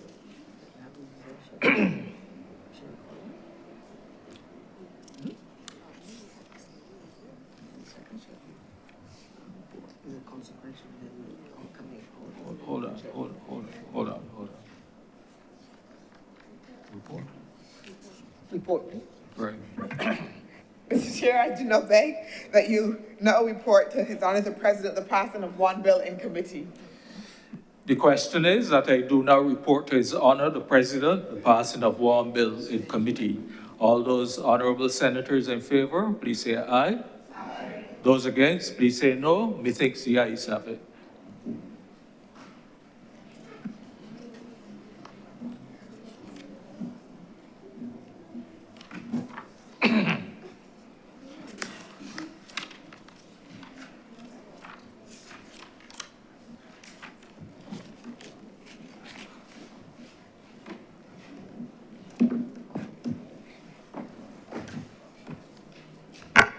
The chairman has reported to me the passing of one bill in committee. Mr. President, I do now beg that this bill be read a third time. The question is that the bill be read a third time. Will all honorable senators in favor please say aye? Aye. Those against please say no. Methinks the ayes have it. Mr. President, I beg to move that this bill do not pass and be cited as the Child Protection Act 2024. The question is that this bill do not pass and be cited as the Child Protection Act 2024. Will all honorable senators in favor please say aye? Aye. Those against please say no. Methinks the ayes have it. This bill is now passed and so cited.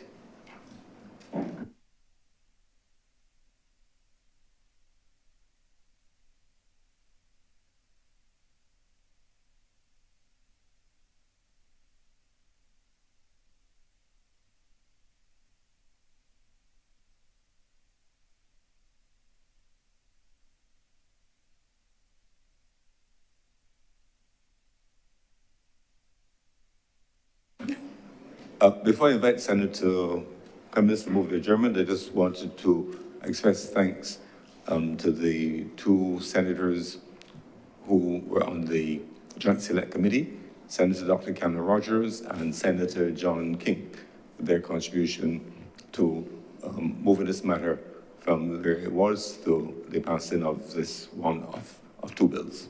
Thank you very much. I thank everyone for their contributions today.